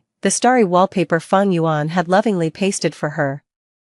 A symbol of forever, International Departures Hall, the airport. The morning sun streamed through the massive floor-to-ceiling glass walls. Fang Yuan, standing tall and straight in a sharply tailored dark gray suit, pulled a discreetly luxurious carry-on suitcase as he strode purposefully toward the security checkpoint. Just as he was about to join the security line, the phone in his pocket began to vibrate wildly. Bzzz, bzzz, bzzz, bzzz. Fang Yuan knew who it was without even looking. Lu Ruyan. Only she would try to grasp at that last tenuous connection in this way. At a time like this, Fang Yuan's steps didn't falter in the slightest. He didn't even glance down toward his pocket. He calmly took out his phone. The screen was indeed flooded with a barrage of missed calls and text messages from an unknown number. Just then, the latest message popped up. Unknown number. Fang Yuan, help me. I'm at the hospital. It hurts so much. I'm so scared. Please answer the phone. Please just look at me. Hi. No, I was wrong. I really know I was wrong. I can't live without you. Please, don't go. Don't leave me. I'm begging you. I love you. Fang Yuan's gaze lingered on the line of text for less than half a second. Devoid of any emotional fluctuation, his fingers tapped lightly on the screen a few times, hovering momentarily over the block this number option. Then, he pressed down. Having done all this, Fang Yuan casually returned the phone to his inner pocket as if brushing off a speck of dust ahead. Uniformed staff greeted them with practiced smiles. Sir, may I see your boarding pass and passport? Fang Yuan smoothly presented his documents with practiced ease. Have a pleasant journey. Fang Yuan found his boarding gate and settled into a comfortable seat. He took out his phone and opened WeChat one last time. In his contacts, the name that once occupied the most important position, pinned to the top countless times, had long since vanished. He tapped on the block list, where a few numbers lay. In lonely silence, with a light tap of his finger, he selected the option to clear the block list. Ding. Then, he logged out of WeChat. He opened his contacts again. His fingertip brushed over the number he had once labeled Queen. This time, without any hesitation, he tapped delete. That name, along with the little red heart beside it, vanished in an instant. With that done, Fang Yuan switched his phone to airplane mode, severing the last unnecessary tie to this place. Sunlight streamed through the porthole, spilling into the aircraft cabin. Fang Yuan gazed out the window at the rapidly receding ground scenery, skyscrapers, roads, the familiar city skyline, growing smaller and fainter. A faint, almost imperceptible smile tugged at the corner of his mouth. Goodbye, farewell for good.